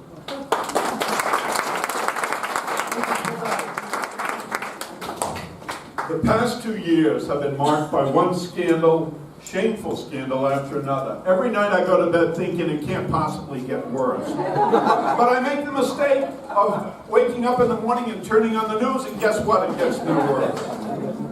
You know, whether it's equivocating on white supremacy, Muslim bans, rolling back climate protection, massive tax cuts for the ultra-rich, corruption run amok, a woman's right to choose in jeopardy, babies locked in cages, a president and an administration that is shamelessly marks our values, our institutions, and the rule of law.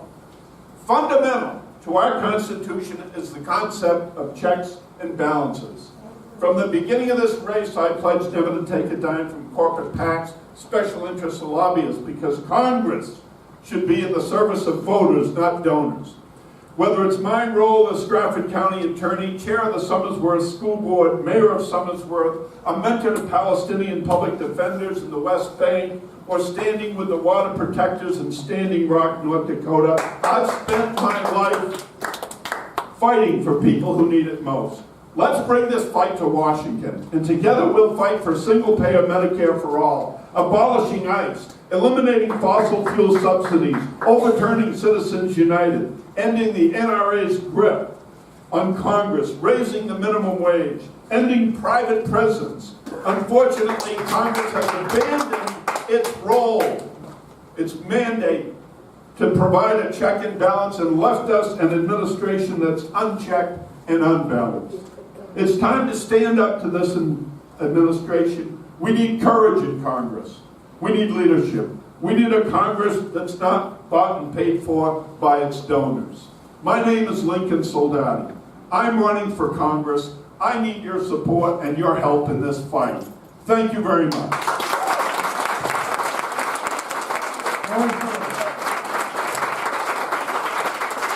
Thank you all for being here tonight. It is so encouraging to see so many committed Democrats coming out. You know, I've spent my life serving this country, in the Marines and then working for President Obama. And you know, I think like all of us, because why else would we be here? I'm really worried when I look around the country. We all should be really, really worried when we look around the country. But I'm also very hopeful, because it's the middle of the summer, it's a Thursday night, and this room is packed, and we are all here. And we have done this before. It may seem like a really long time ago, but we're the country that elected Barack Obama. We sent Barack and Michelle Obama to the White House twice. Twice we did that. And every person in this room had something to do with that, whether you voted, whether you chipped in $5 when you came, whether you came to an event like this. Shoot, I know one woman on the Seacoast, She didn't have 2 nickels to rub together, and she baked a pie. And that's how it gets better, all of us coming here together. So I'm here tonight to tell you that I am going to work my heart out for all of you as your representative. I'm going to get on the Armed Services Committee, and I'm going to stand up to this president when he threatens our national security and our economic security. I'm going to fight for our health care. I'm going to fight for women's reproductive rights like I did as a senior Obama official. And I'm going to fight to make sure our kids can go to school and not have to worry about gun violence. And I'm going to work my heart out for all of you, and I'm here tonight to ask for your support and ask for your vote. And to be clear, I'm not taking a dime from corporations. I'm not taking a dime of corporate PAC money. But what I am doing is putting together what Democrats need to win. I'm a United States Marine, and I fought in a war. And I'm going to bring what we need to this fight. Because I'm not going to look all of you in the eye on November 7th and say, sorry, I didn't fight hard enough for you. I'm not going to look women in the eye who are worried about their reproductive rights and say, sorry, I didn't make the calls. I'm going to work my heart out to make sure that the Republicans don't come within 10 feet of this congressional district. And that's the kind of member of Congress that I will be too. Thank you.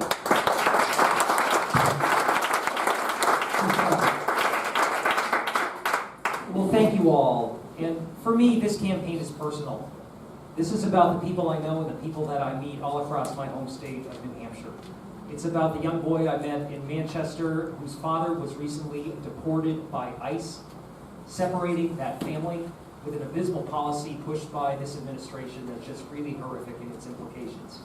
I think of the father I met in Seabrook last weekend, who pointed to the ambulance at the town parade and said, my son was in that a couple weeks ago. He's in treatment now, and I'm worried that when he gets out, he's going to be right back in that ambulance again. It's about the woman I met whose breast cancer diagnosis has thrown her family in disarray, and she's concerned with what it means when the Republicans in Congress want to rip away the Affordable Care Act and what patient protections are available to her and the insurance that is provided to her by her employer. This is personal for me because it's about the state that I love, the people that I meet each and every day, whose stories are so important and whose stories need a voice in Congress. You know, if you send me to Congress, I will never stop fighting for the people of a state that I love. A state that has given me so many opportunities in my life. A state that is a beautiful place but has its challenges. A state where we need to make the investments to make sure that everyone can thrive and succeed and have an economy that works for each and every person. You know, as I approach this campaign, we've got to make sure that we run a strong effort.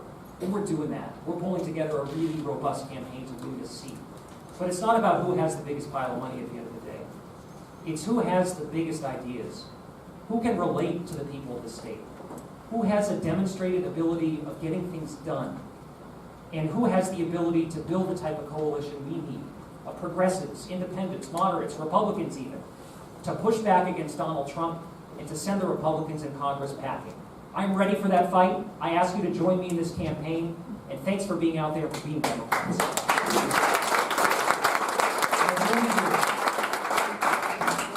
A writer at the Huffington Post once called our office the hardest working. We earned that.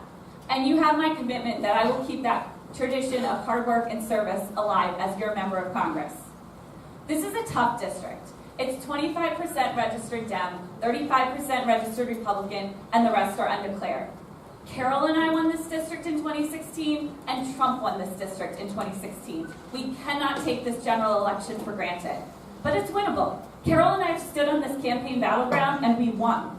The work that we've done over the years has earned us the respect and trust and support of this district. I was also in D.C. in 2007 when Dems won the majority for the first time. I am cautiously optimistic that we could win the majority this November. It could be by one seat, it could be by this seat. And we will need an even more aggressive legislative agenda to undo all the harm that's been done by this Republican majority and this administration.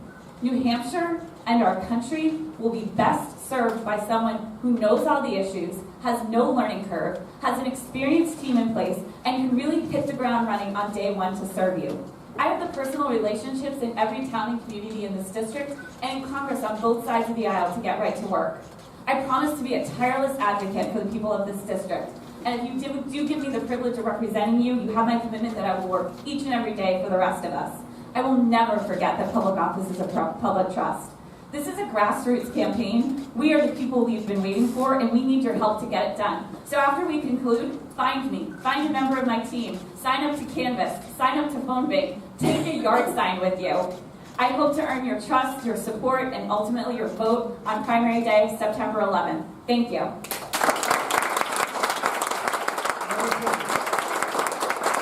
You want someone to take on the Republican Party and Donald Trump, you're looking at. You want somebody to fight as hard as possible for a Medicare for all, single-payer healthcare person. That's me. If you want to talk about the issue of paid equity for women, that's again all me. 79%, we know ultimately what women get paid to the dollar. We need to demand that everybody is entitled to the American dream. That means when you have 47% of America who has $400 in their pocket. That is simply un-American. We have to address the issue of a $15 minimum wage. When you work 40 hours a week, you should not be living in poverty. We need to say loudly and clearly, one person, one vote. What you saw today was a spirited discussion back and forth with me and Ray. And that's what democracy is about. And what's also important is that we have as many debates as possible. I've been involved in politics for a long time. I've never, ever, ever saw a situation where you do not have debates at all throughout the whole entire time that we have been running. This is really quite remarkable. So again, I encourage everybody in the room to say loudly and clearly that we need to have debates because we have the strongest possible candidate taking on the Republican Party. And I assure you that they're having debate after debate after debate.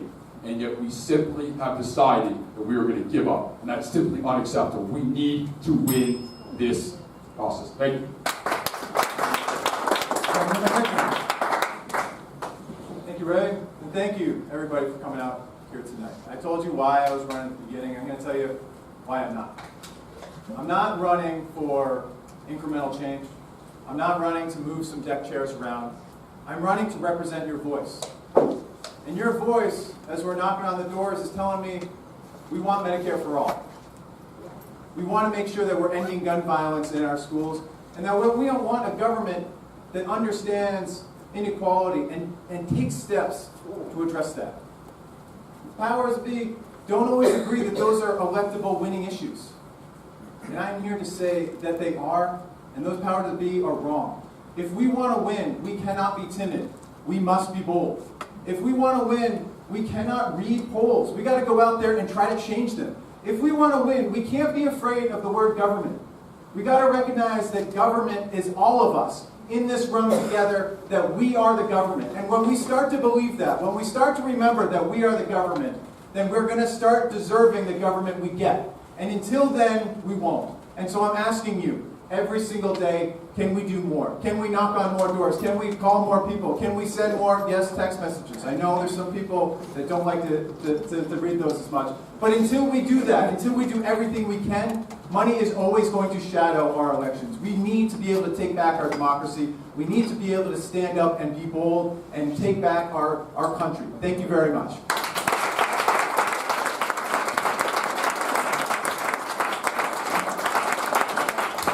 I want to thank each and every one of you for coming here tonight and hearing the candidates. But I really want to thank our candidates. I think by the time September 11th rolls around, they will have hit nearly 30 joint forums, debates, joint appearances, whatever you wish to call them. Never before in New Hampshire history have there been so many events and opportunities. I thought that was very important when Carol Shapewater announced that she was going to not seek a fifth term. I thought that was important because I realized we were going to have a big, crowded field, and that everyone had the opportunity to be heard in a fair and equal manner. One thing that we did is, unlike what you saw in Washington 2 years ago, We're not discouraging any group or any organization to put together any other joint event they want to, whether it's a debate, a forum, speed dating, whatever it is that you want to call it.